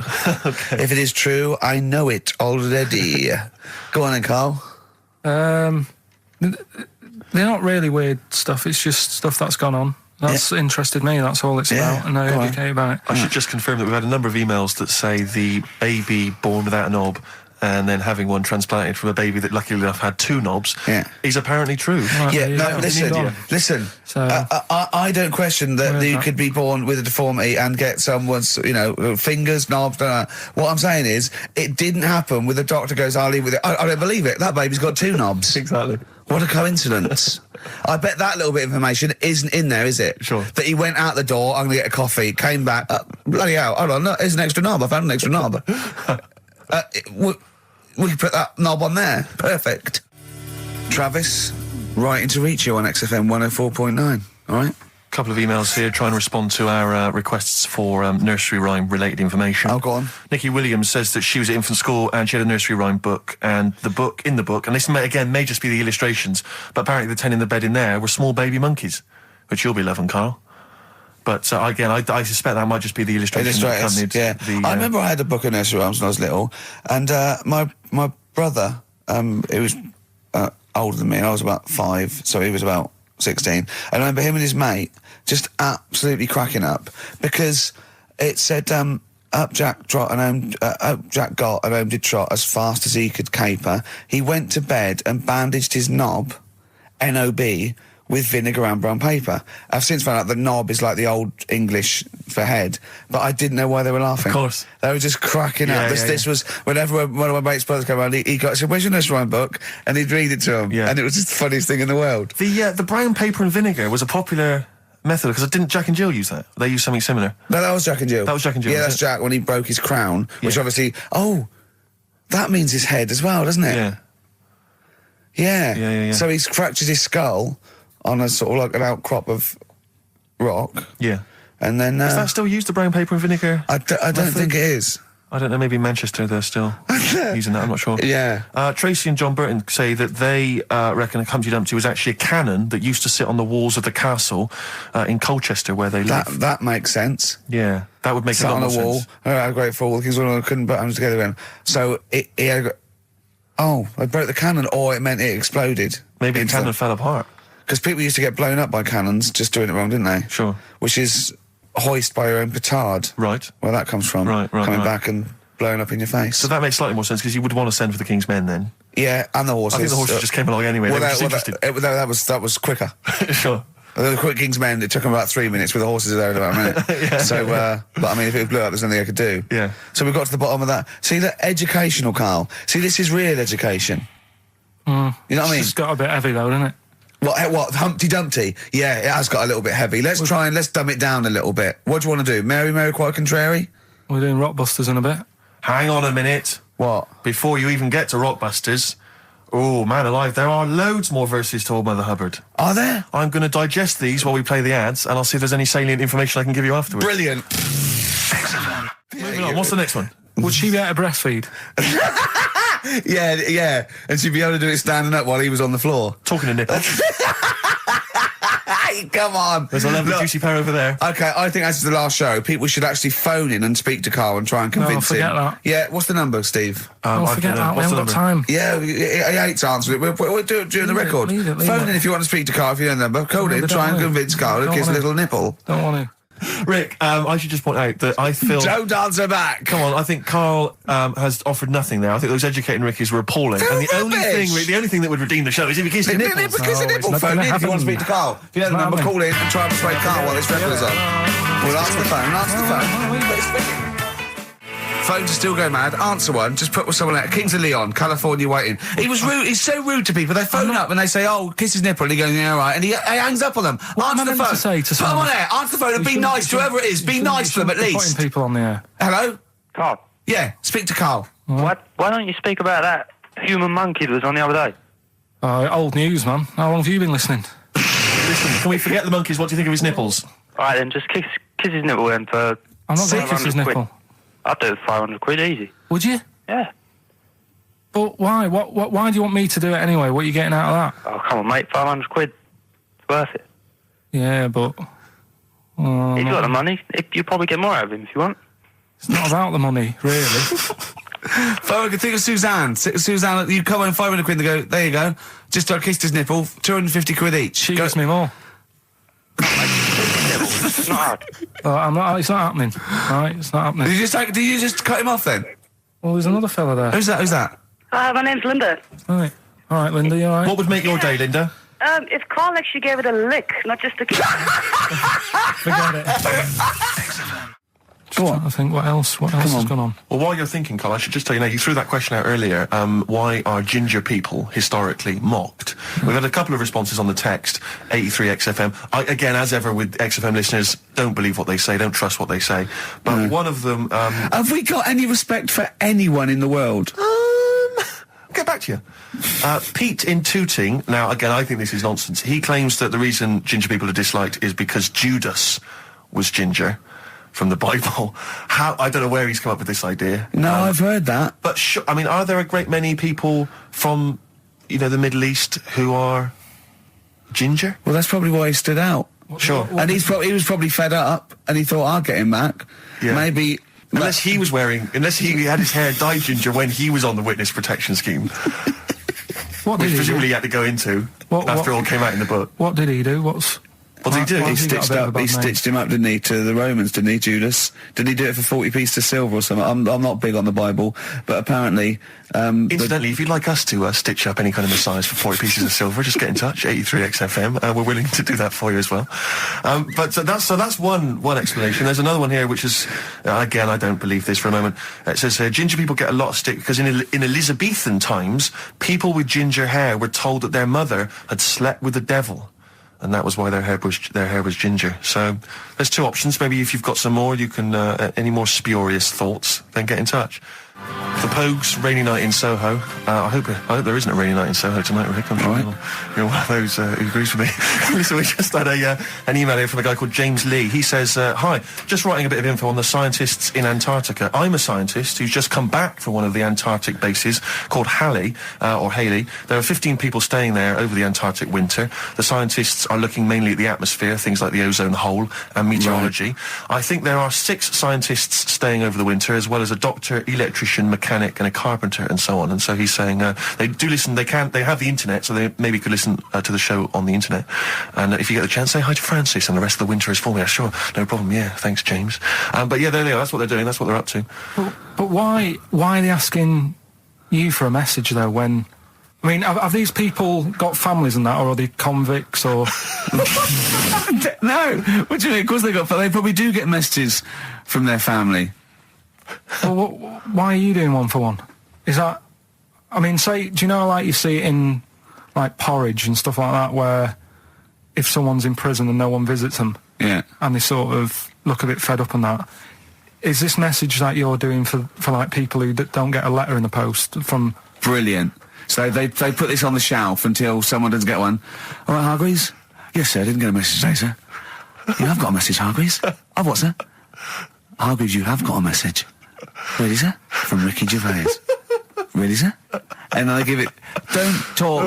Don't talk, please. There are scientists listening. Try to keep the talking shit down to a minimum today. What's annoying me is, right, they're saying this stuck over there for months, but it seems to me like they're wasting a lot of time. Right? Why? Well, you're saying they probably watch DVDs. They're saying they've got internet access. Yeah. Yeah? Well, I'm wrong. Listening to messages, get the job done and go home. Well, that's so. Well, then we don't have to tell them anything then, because they listen to the internet. If they've got the internet, then it's a waste of time. Good point. Play a record. Well, hang on. Before that, here's a good point. You've had a long time to research what's been going on in the world. We just had an email here from Nicholas who says, "Why haven't you told them about the recent pig Olympics that just went on in China?" You've missed that one, Carl. Once again. Who won? XFM. Anthony and the Johnsons. Isn't that beautiful? Interesting. Hope There's Someone on XFM 104.9. I'm Ricky Gervais, with me Steve Merchant and Karl Pilkington. Well, Karl, more revelation. We were talking about it last week, but Karl brought it up again just now. Didn't want to go to the doctors, didn't want to have a full sort of body checkup that may save his life, because he saw on the website they do a test where they have to insert a finger in his arse. Oh, don't tell me about it. Why? Don't put it on the website. Just put, we look at your heart. Yeah. Check your blood pressure out. Yeah. And then they could just do it quickly. Could just sort of say, right. How do they do it quickly? No, but what I'm saying is it's worse, isn't it? Going in there, knowing that, I mean, they've got it on the website. So you're on the journey on the bus thinking, in about 20 minutes I'm going to have a finger up my arm. But they're doctors. Yeah, but just they're not doing it for a laugh. They're not filming it with a two-way screen. They're not putting on boxing gloves so it hurts more. They're up. Oh, is the prostate all right? Out again. I'm just saying in the day, the sort of... Do you think they're in the pub going, here he comes? It's Pilkington, I had my finger up his arse today. Do they allow ladies to do that? Do they allow female doctors to do it? Of course they do. They're doctors. No, that's worse. You're sounding like him. No, I'm just interested because, you know, do they allow female doctors to do the finger up the arse thing? Well, of course they do. They're doctors. Forget the female and male. They are doctors. Right, do you know any female doctors to do that? But what I mean is, isn't it a bit like if you're being searched at an airport, you know, and you're a woman, they send in a woman person to search you. They don't send in a bloke to do it. Is that the same thing? Yeah, they probably trust someone who's gone through 6 years medical college not to be taking the piss as opposed to a fat security guard who couldn't get anything else. Do you know what I mean? What are you talking about? There's doctors all the time coming out in the papers, or they gave them this so they could look at their boobs or whatever, or, you know, it's all you're always hearing stuff about dodgy doctors. But what I'm saying is, the reason why they do that at security, because there's lots of security people, and they can, you know, for your own, you know, for the, you know, your own modesty, there's a female one to search females and a male one to search males, and that's fine. But there's not like 4 or 5 GPs to choose from, and you go in there and you go, is it your arse and testicles? Do you want a bloke or you know? You accept what if they've it. got long fingernails? They don't have long fingers. What do you think this female GP looks like? She's sitting behind the desk like Cruella de Vil with cleavage and long red false nails, going, "Hello, love, bend over. This may hurt a little bit." There's gloves and Vaseline. I don't believe there's 2 of you now in the room, Carl. They're doctors. They have to. What would you rather do than put the hand down your throat and round your alimentary canal to feel your arse? It's a quicker way in. You seem to know a lot about these doctors who stick fingers up people's asses. You're a very well-informed gentleman about this sort of thing. Well, say if they did find something, yeah, would you then have to get like a second opinion, so someone else's finger? Well, no. They test it to see if there's anything suspicious. That it's usually a swollen prostate, which can be anything.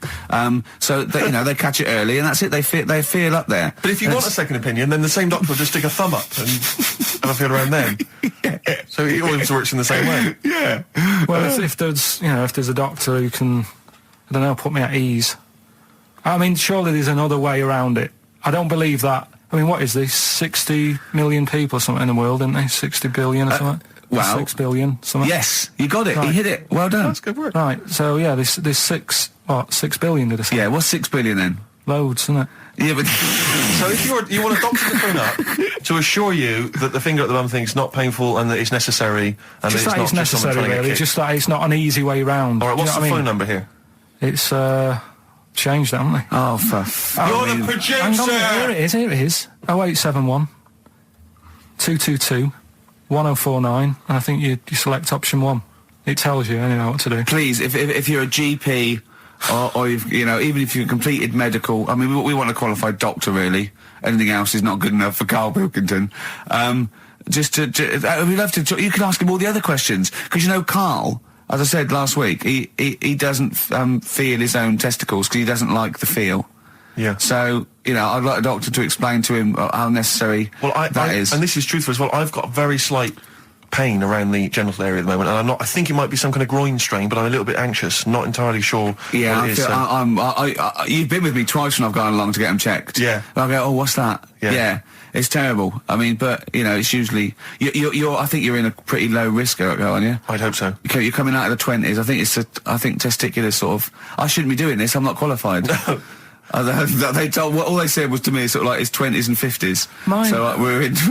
Mine sort of felt like they dropped a bit the other week when I was on holiday. I don't know if that's like when you're relaxing or... I was wearing shorts a lot. How far? If it's 2 foot, it's too far. I was having problems walking.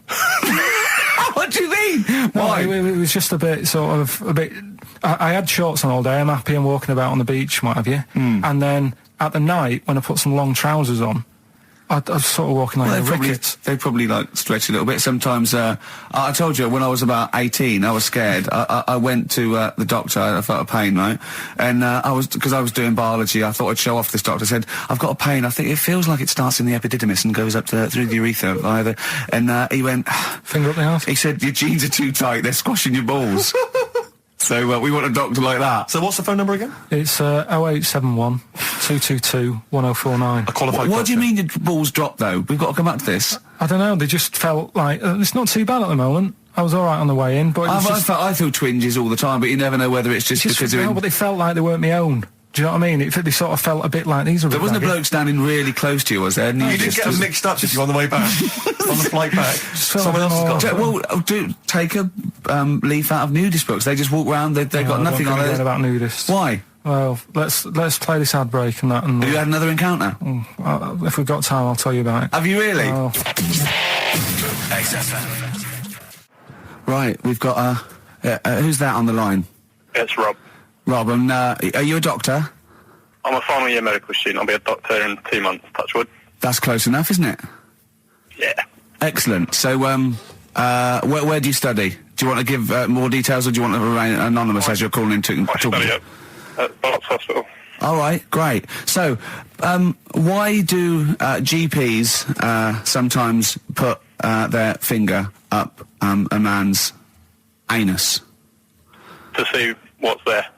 You know, if you've got hemorrhoids, if you've got an enlarged prostate, you know, it's either that or they stick up a big tube and have a look up with a light.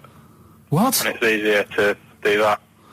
Now, are you dumbing this down for us, or are you going to fail your medical exams by saying stick up a big tube with a light? I'm dumbing it down. Okay, come on then. We're all intelligent people here, and Carl. So you tell us what's that called?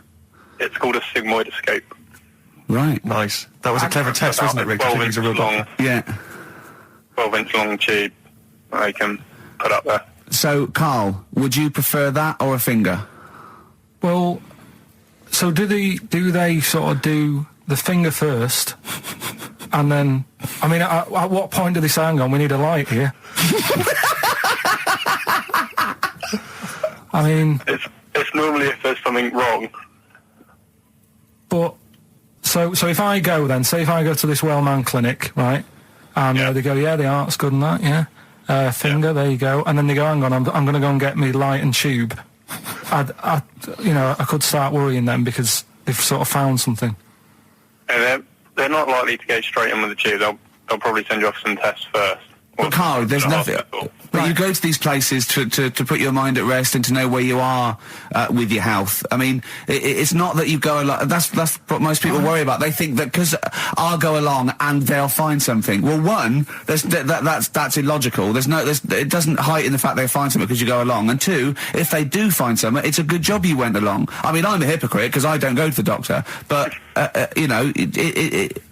had that done. You should be concerned if when they shine the little light in your ear, it comes out the other side of your ear. No, the other ear comes right out the other side. That's when you should be worried. But Rob, right, you said then, if they find something, they send me off for some tests. Why can't I just have the test without that and cut out the middleman? Do you know what I mean? Because you're wasting lots of money. There's hundreds of tests they could do, and they could do every test, and they could all come back with nothing, or they could do the finger up there and send you for the 3 tests you need to find out what's wrong with you.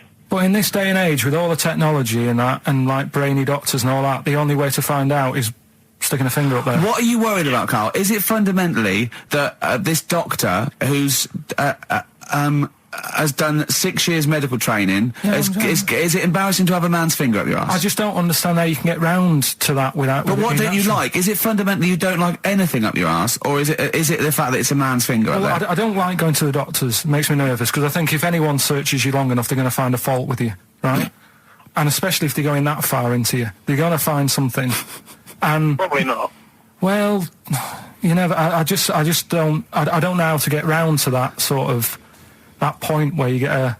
What do you talk to the doctor about? And he's like, all right, nice day. Strap your trousers. He goes, he says, I'm gonna just, Most people just shut up and let you do it, and then breathe a sigh of relief when you say there's nothing there. Yeah. But is that at the end of the test, or is that the first thing he does? It's the last thing. So that trousers up out the door. Because he knows it ends conversation. He knows it's a bit of a faux pas. The doctor says, "Oh, I better not kick off with the finger up the arse." Well, what I do is I'll start on with the the head, and then we're down and go. Oh, one final thing, Mr. Pilkington. So Rob, he drops his keys and he goes, "Pick them up." And as you bend over, will you be doing this, Rob? Is this what you're like open to do? You do all these. I'll have to do it at some point. All doctors do it at some point, no matter what they specialise in. So the first one, is another doctor there to sort of make sure you're doing it right? Not dentists. No, but do you know? Dentists aren't doctors anyway.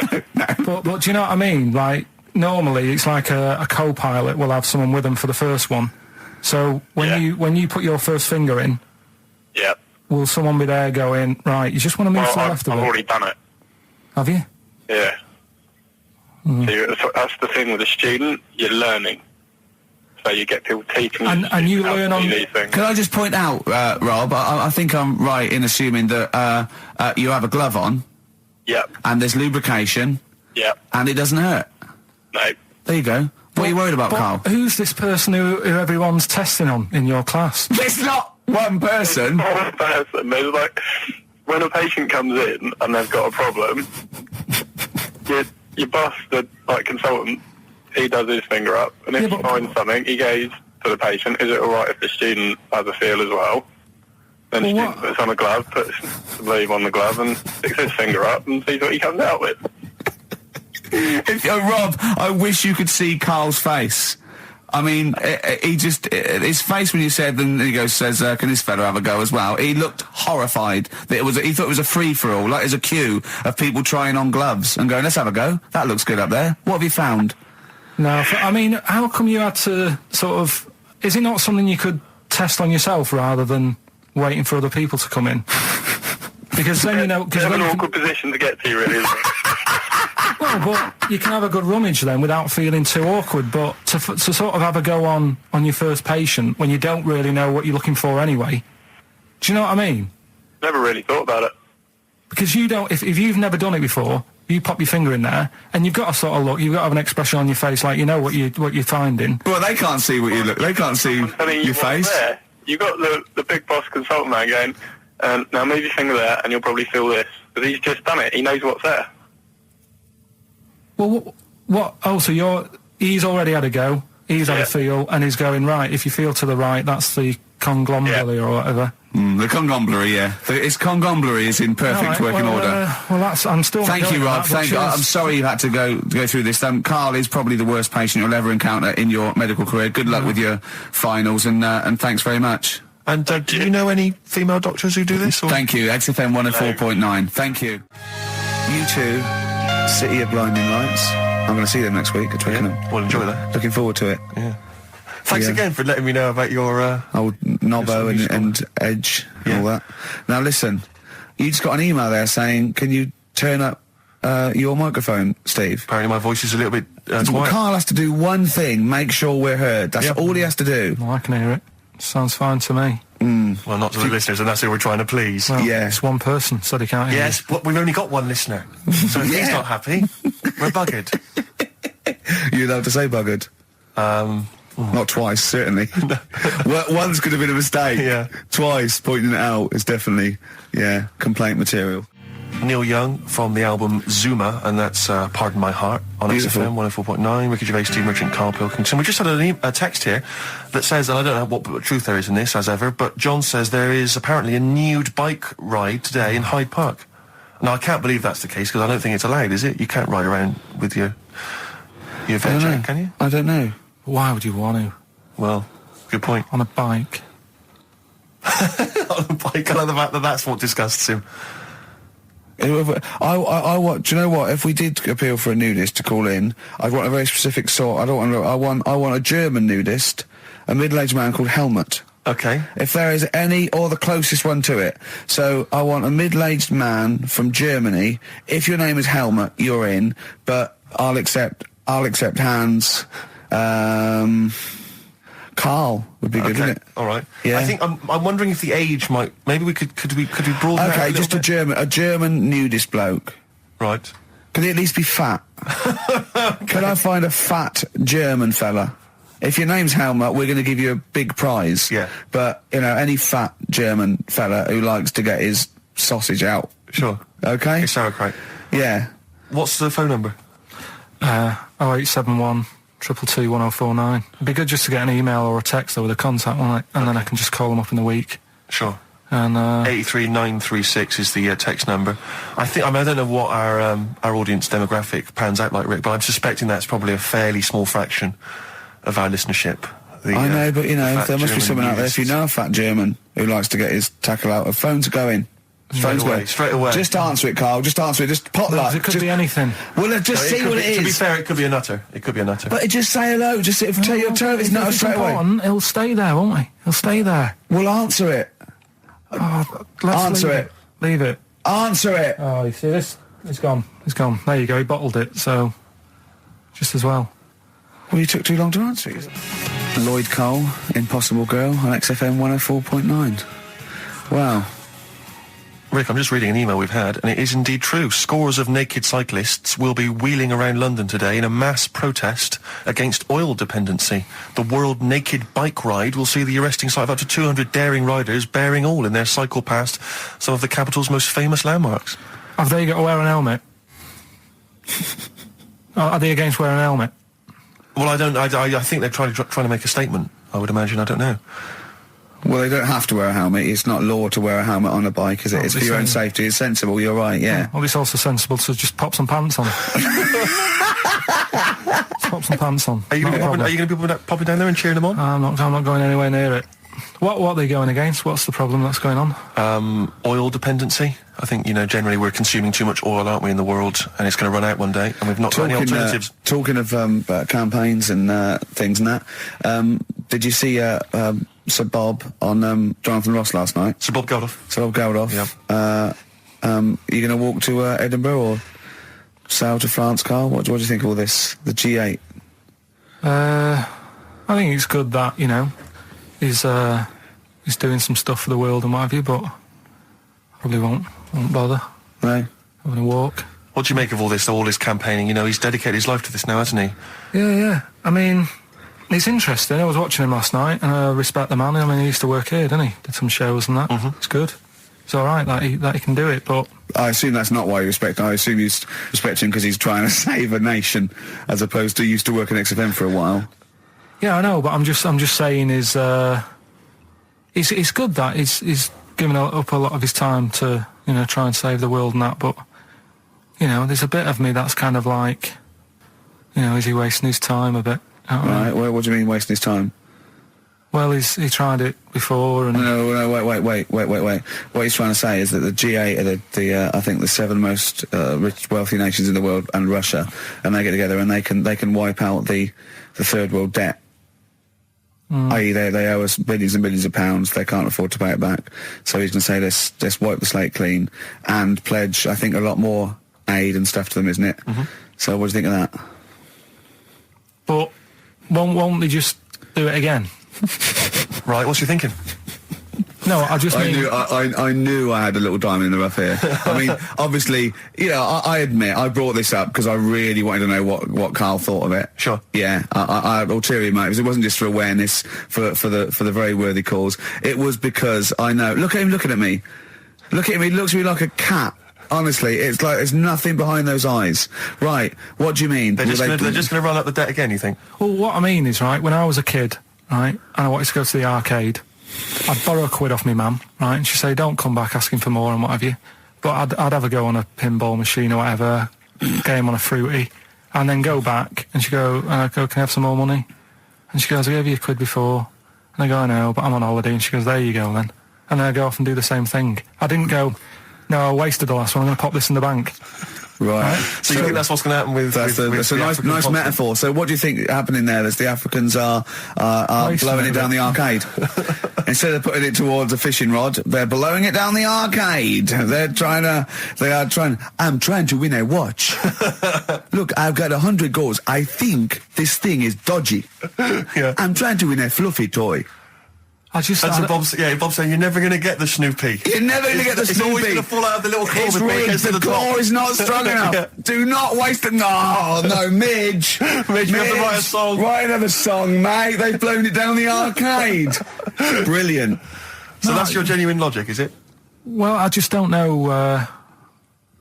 if they put me in charge of it, I don't know what I'd do. I just think it's a... Could I just say that will never happen? No. Could I just say to London, and anyone listening Sleep on Saturday, easy. Don't worry, Carl is not going to be put in charge of G8. It's not going to be him, Blair Chirac.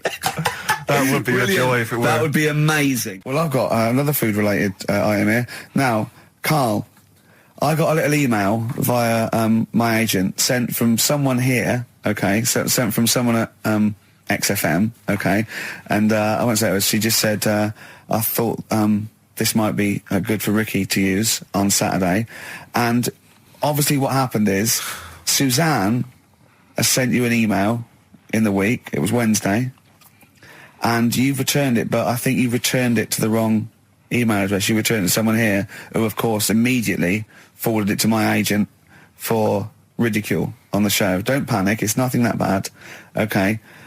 It's an email from Suzanne talking about your tea that night. Was Suzanne out on Wednesday night? Was the an England game or something? Yeah. So you were alone. You were home alone, were you, Wednesday night? Yeah. Did you enjoy your meal? Was it a quiche? Go on. Right. From Suzanne to Karl. Take the quiche and put it on the baking tray. Cook for 30 minutes on 190. Take lettuce and put on plate. Take 3 tomatoes, wash and chop into quarters. Place on lettuce. Take an avocado, chop in half. Remove the stone. Peel skin and slice. Place on salad. Put salt and pepper on and a dribble of olive and balsamic vinegar dressing. Right? In brackets, small bottle behind the cafetiere. Right, in case he's reaching for bleach. Yeah. That's it. She had to put everything else away. Right? Then sprinkle a smidge of parmesan on top. Remove quiche from oven, cut into quarters and put on plate. Eat. Oh, wow. Does she have to do that every single time she's out? No, it's just that I'm not that good at cooking, right? And to be honest, that was a lot of hard work. I didn't bother warming it up. And I did without the avocado. Why? Too much messing about. He didn't even do that with instructions. It was too much. But yeah, I'm not that good at cooking. And Did you that's not cooking though, is it, Karl? That's heating up a slicing. quiche. That's cooking it is making the quiche. Yeah, but I'm just. Could you have figured that out if she hadn't left that note for you? Why did she have to tell you what the olive oil and balsamic vinegar was? Because I've put sort of cooking oil on my food once, and I said, oh, it's a bit. He's ever since, right? Years ago. I'm gonna die. Years ago, leaving Mr. Magoo at home. It was ever since I put sausages in the toaster that. What do you mean? I nearly set the flat on fire. Because do you know, like when you're grilling food in a pan and all that? Yeah. Sort of sausages spit and it goes everywhere, doesn't it? And it makes everywhere greasy. In the toaster. So I thought, well, just want to warm them up. Yeah. Bung them in the toaster. Yeah. What happened? And she sort of caught. Well, they got stuck and they sort of caught on fire. I imagine. She came in just as I was sort of plunging it, and might have came in from work. She said, "What are you doing? I said, I'm in sausages." Well, the oven isn't on. I know they're in here. What? You turn it off? Panicking and that. But I've never been into it. I've never been into cooking and that. At school and stuff, I didn't bother doing it. Oh, every time Suzanne comes home, she must think, please be the house still there. Yeah. Please not let me hear a fire engine as I come round this corner. Oh, God. She comes and goes, oh, God, thank God. I bet she's always happy to see you when she gets home and you haven't burned the place down or introduced some howler monkeys or something. Unbelievable. What I find extraordinary is there are people who are in sort of care in the community who don't need instructions on how to prepare food. Oh, they do. They can do it. Yeah, you show them once. Yeah, they do. Whatever you do, don't put sausages in the toaster, Johnny. Do you know what I mean? Yeah, and they've learnt it. They don't put sausages in the toaster. Yeah. They put their fingers in. But, yeah. Landed Ben Folds on XFM 104.9. We've had an email, Rick, from Simon Whittaker. He says, he's throwing the question to Karl. Have you seen the video for that Ben Folds song where there's apparently a monkey working the sound desk and shifting the piano? Yeah, you want to check that out? Talking of monkeys working the sound desk, we've also had a lot of emails directed at you. Yeah, a lot of emails directed at you, Karl, asking if you saw this programme that was on in the week. I think I didn't see it. I think it's called The Strangest Village in Britain. Yeah. Did he watch it? He called me 6 times during it. Of course called me 6 times. Now, just explain briefly what this was, because I didn't see it. Well, it was a sort of an experiment. I think I can work out from the sort of 70s, and it was sort of run by, from what I can make out, mainly sort of German Christians. Right. And what it was people with various disabilities or mental illnesses, Down syndrome, autism, bewildered, and they were living normally in the community. And there was 300 people in the village. Half had some sort of problem, mental problem or disability, and the other half were sort of carers. And I mean, it was very, very strange. And where is this village? It's somewhere in this. It's up near Whitby, isn't it? Right. Okay. But he called me. At various points. We were watching that. It started off. He went, "Geez, if that's the beginning, what have they got coming up?" Then there was two fellas, and the phone rang, and it went, "What is going on?" And it was two blokes who had created their own language. Okay. And they were going, and you go, and it was an interesting programme. I love documentaries like that, but what made it twice as good was that I knew that Karl was getting confused. Yeah. There was one bloke that went round interviewing people, and he'd just have a string of questions, and he'd go, "Have you ever had curly hair? What's your favourite animal? Have you ever seen a badger?" All right. And Karl was getting stressed. It was stressing me out. Because he was trying to think of the answers quickly enough. He was sort of saying, do you like mosaics and that? And I was like, oh, I do it. And the next question was coming in. It was like Mallet's mallet. That sort of that word association thing. I was stressing me out. But he said he wanted to go there. He actually said, "Oh, could I go for a holiday there?" And I went, "Well, I doubt that. I don't know. Maybe you could go on a visit." That would be great, wouldn't it?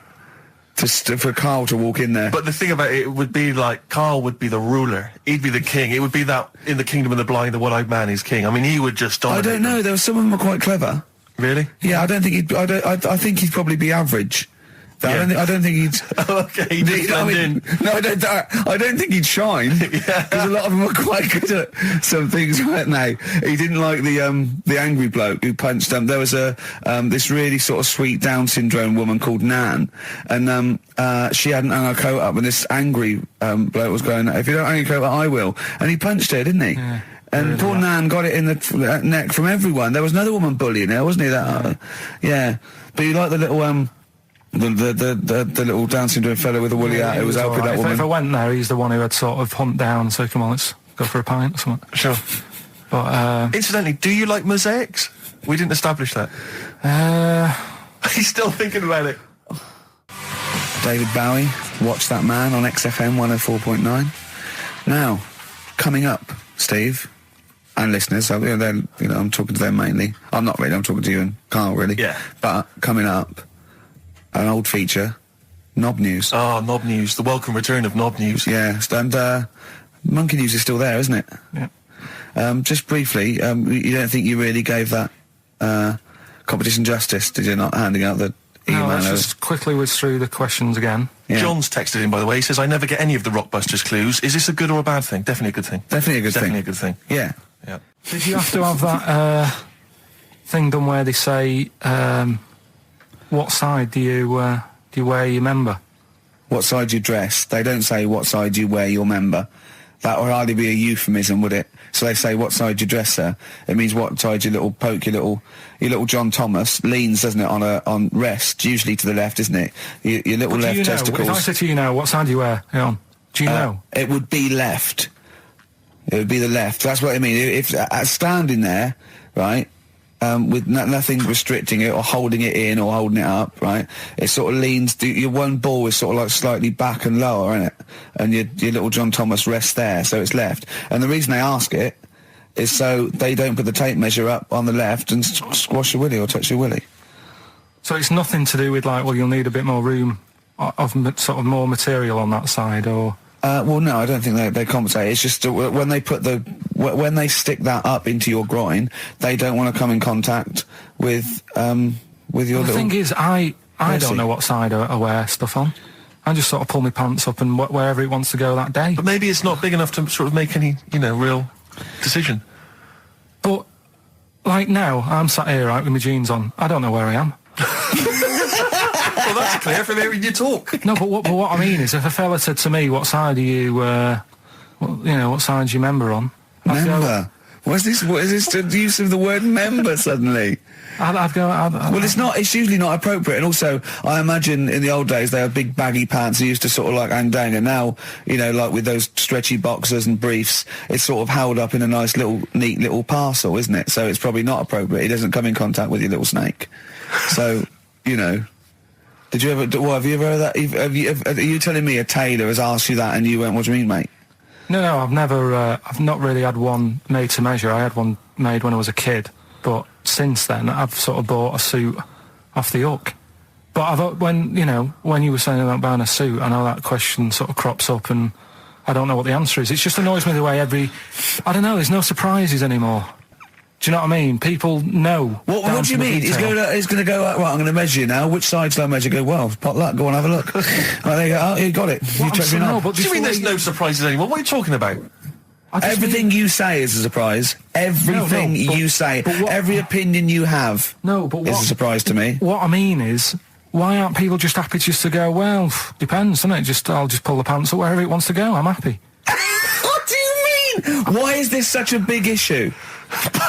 But Carl, when they ask you this question, they're not making a note of it somewhere. It's not statistical research to find out what the kind of common leaning is. It's a question so he doesn't touch it when he's using his tape measure. Just be careful. But he is being careful by asking the question. But what's wrong with him touching it anyway? It's only a slight... Fair enough. But if he just sort of, knocks it a little bit, you can just go... Do that again? To me, it's the same as the prostate thing. It's just happening all over again. It's but a doctor doesn't go, what side's your arse on, sir? Trying to avoid the arse. He wants to go, he knows where your arse is and he's aiming for it and he wants to get it up there. He's aiming for it for a good cause. This little fella's going, well, I've got to measure his leg. I don't want to touch the knob. I'll just ask him, sir, do you mind telling me where your cock is so I can avoid it? It's a big difference. But like I'm saying to you, I'd have to have a look first to let him know. I don't know where it is now. I don't know. It could be the left, could be the right. Are you telling me you don't know where your knob is without looking? Well, what do you mean without looking? How could... Well, you're saying it as if like... Should we have a guess? Well, have a look and tell us where it is. What are you wearing? What sort of pants are you wearing? I've got my jeans on. But you got pants on underneath them? Yeah. What are they? Briefs or boxer shorts? Boxer shorts. Boxer shorts. Well, it's probably free, but the jeans are probably strict. I think it's probably either in the middle, dressed in, or just slightly to the left. Have a look, and we'll tell the listeners after the break where's Carl's knob. It's a good competition. Oh, brilliant! We've got to send this to the Sony Awards people. XFM. Run, Snow Patrol on XFM. Well, big question. Where was Carl's knob? That's what people have been hanging on for. Yeah. Where was it? Well, I can't believe people have been texting in. Hey, guessing where it is? People saying, is it in the middle? Is it in the left? It cost them 10p. It cost them 10p to find out. Just wait, I'm going to give out the answer. You don't win anything, right? Like, strike it lucky. Right? Bottom or middle? Right. It was to the left. Oh! Yeah. I went with the right. That's annoying. See, I thought it would be to the left. If not, maybe if it was all scrunched up, sitting down on your lap, right, it might just pop up to the middle. Just pop out, like, Well, next week we'll be finding out where yours is. Where's Ricky's bollocks? Landed, Mr. Ben Folds. We've landed on XFM 104.9. Ricky Gervais, Steve Merchant, and little Karl Pilkington, and his magical little manky round baldy head.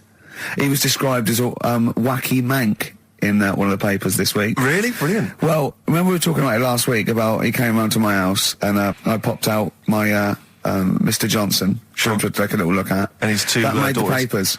That made the papers. Wow. What paper? It wasn't front page of the Times. It must have been like the Daily Star or something.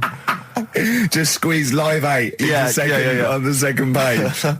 Yeah, so Wacky Mank. Wacky Mank, that's Wacky great. Mank. Wacky Mank. We had an email from someone that reckons they remember you from body popping round Salford way. Yeah, Eccles Precinct, apparently. You know that, I wasn't doing it round there, though. Well, what do you mean? I was round Stretford. Arndale. And what were you doing? What sort of body popping was it? Just a bit of everything. Caterpillar. Bit of moonwalking. Do you have a little piece of lino you used to carry around? Well, mates had that. Right, you didn't bother Borrowed theirs. Were you any good? But you weren't breakdancing, well, you weren't spinning on your head and stuff, you were more body popping. Well, I hope he wasn't being on his head, because you know that can sort of give you brain damage and things. It can give you brain damage. Also, it can wear your head down, and also makes your head perfectly round. Yeah. Because the gravity is pulling on. But if you keep on doing it, obviously it's going to wear your hair out, yeah. So you become sort of like a stupid, bald, and roundy headed. Yeah. So I very much doubt that you did do any of that. Did you, Carl? Didn't do any of that. Embrace and gravity.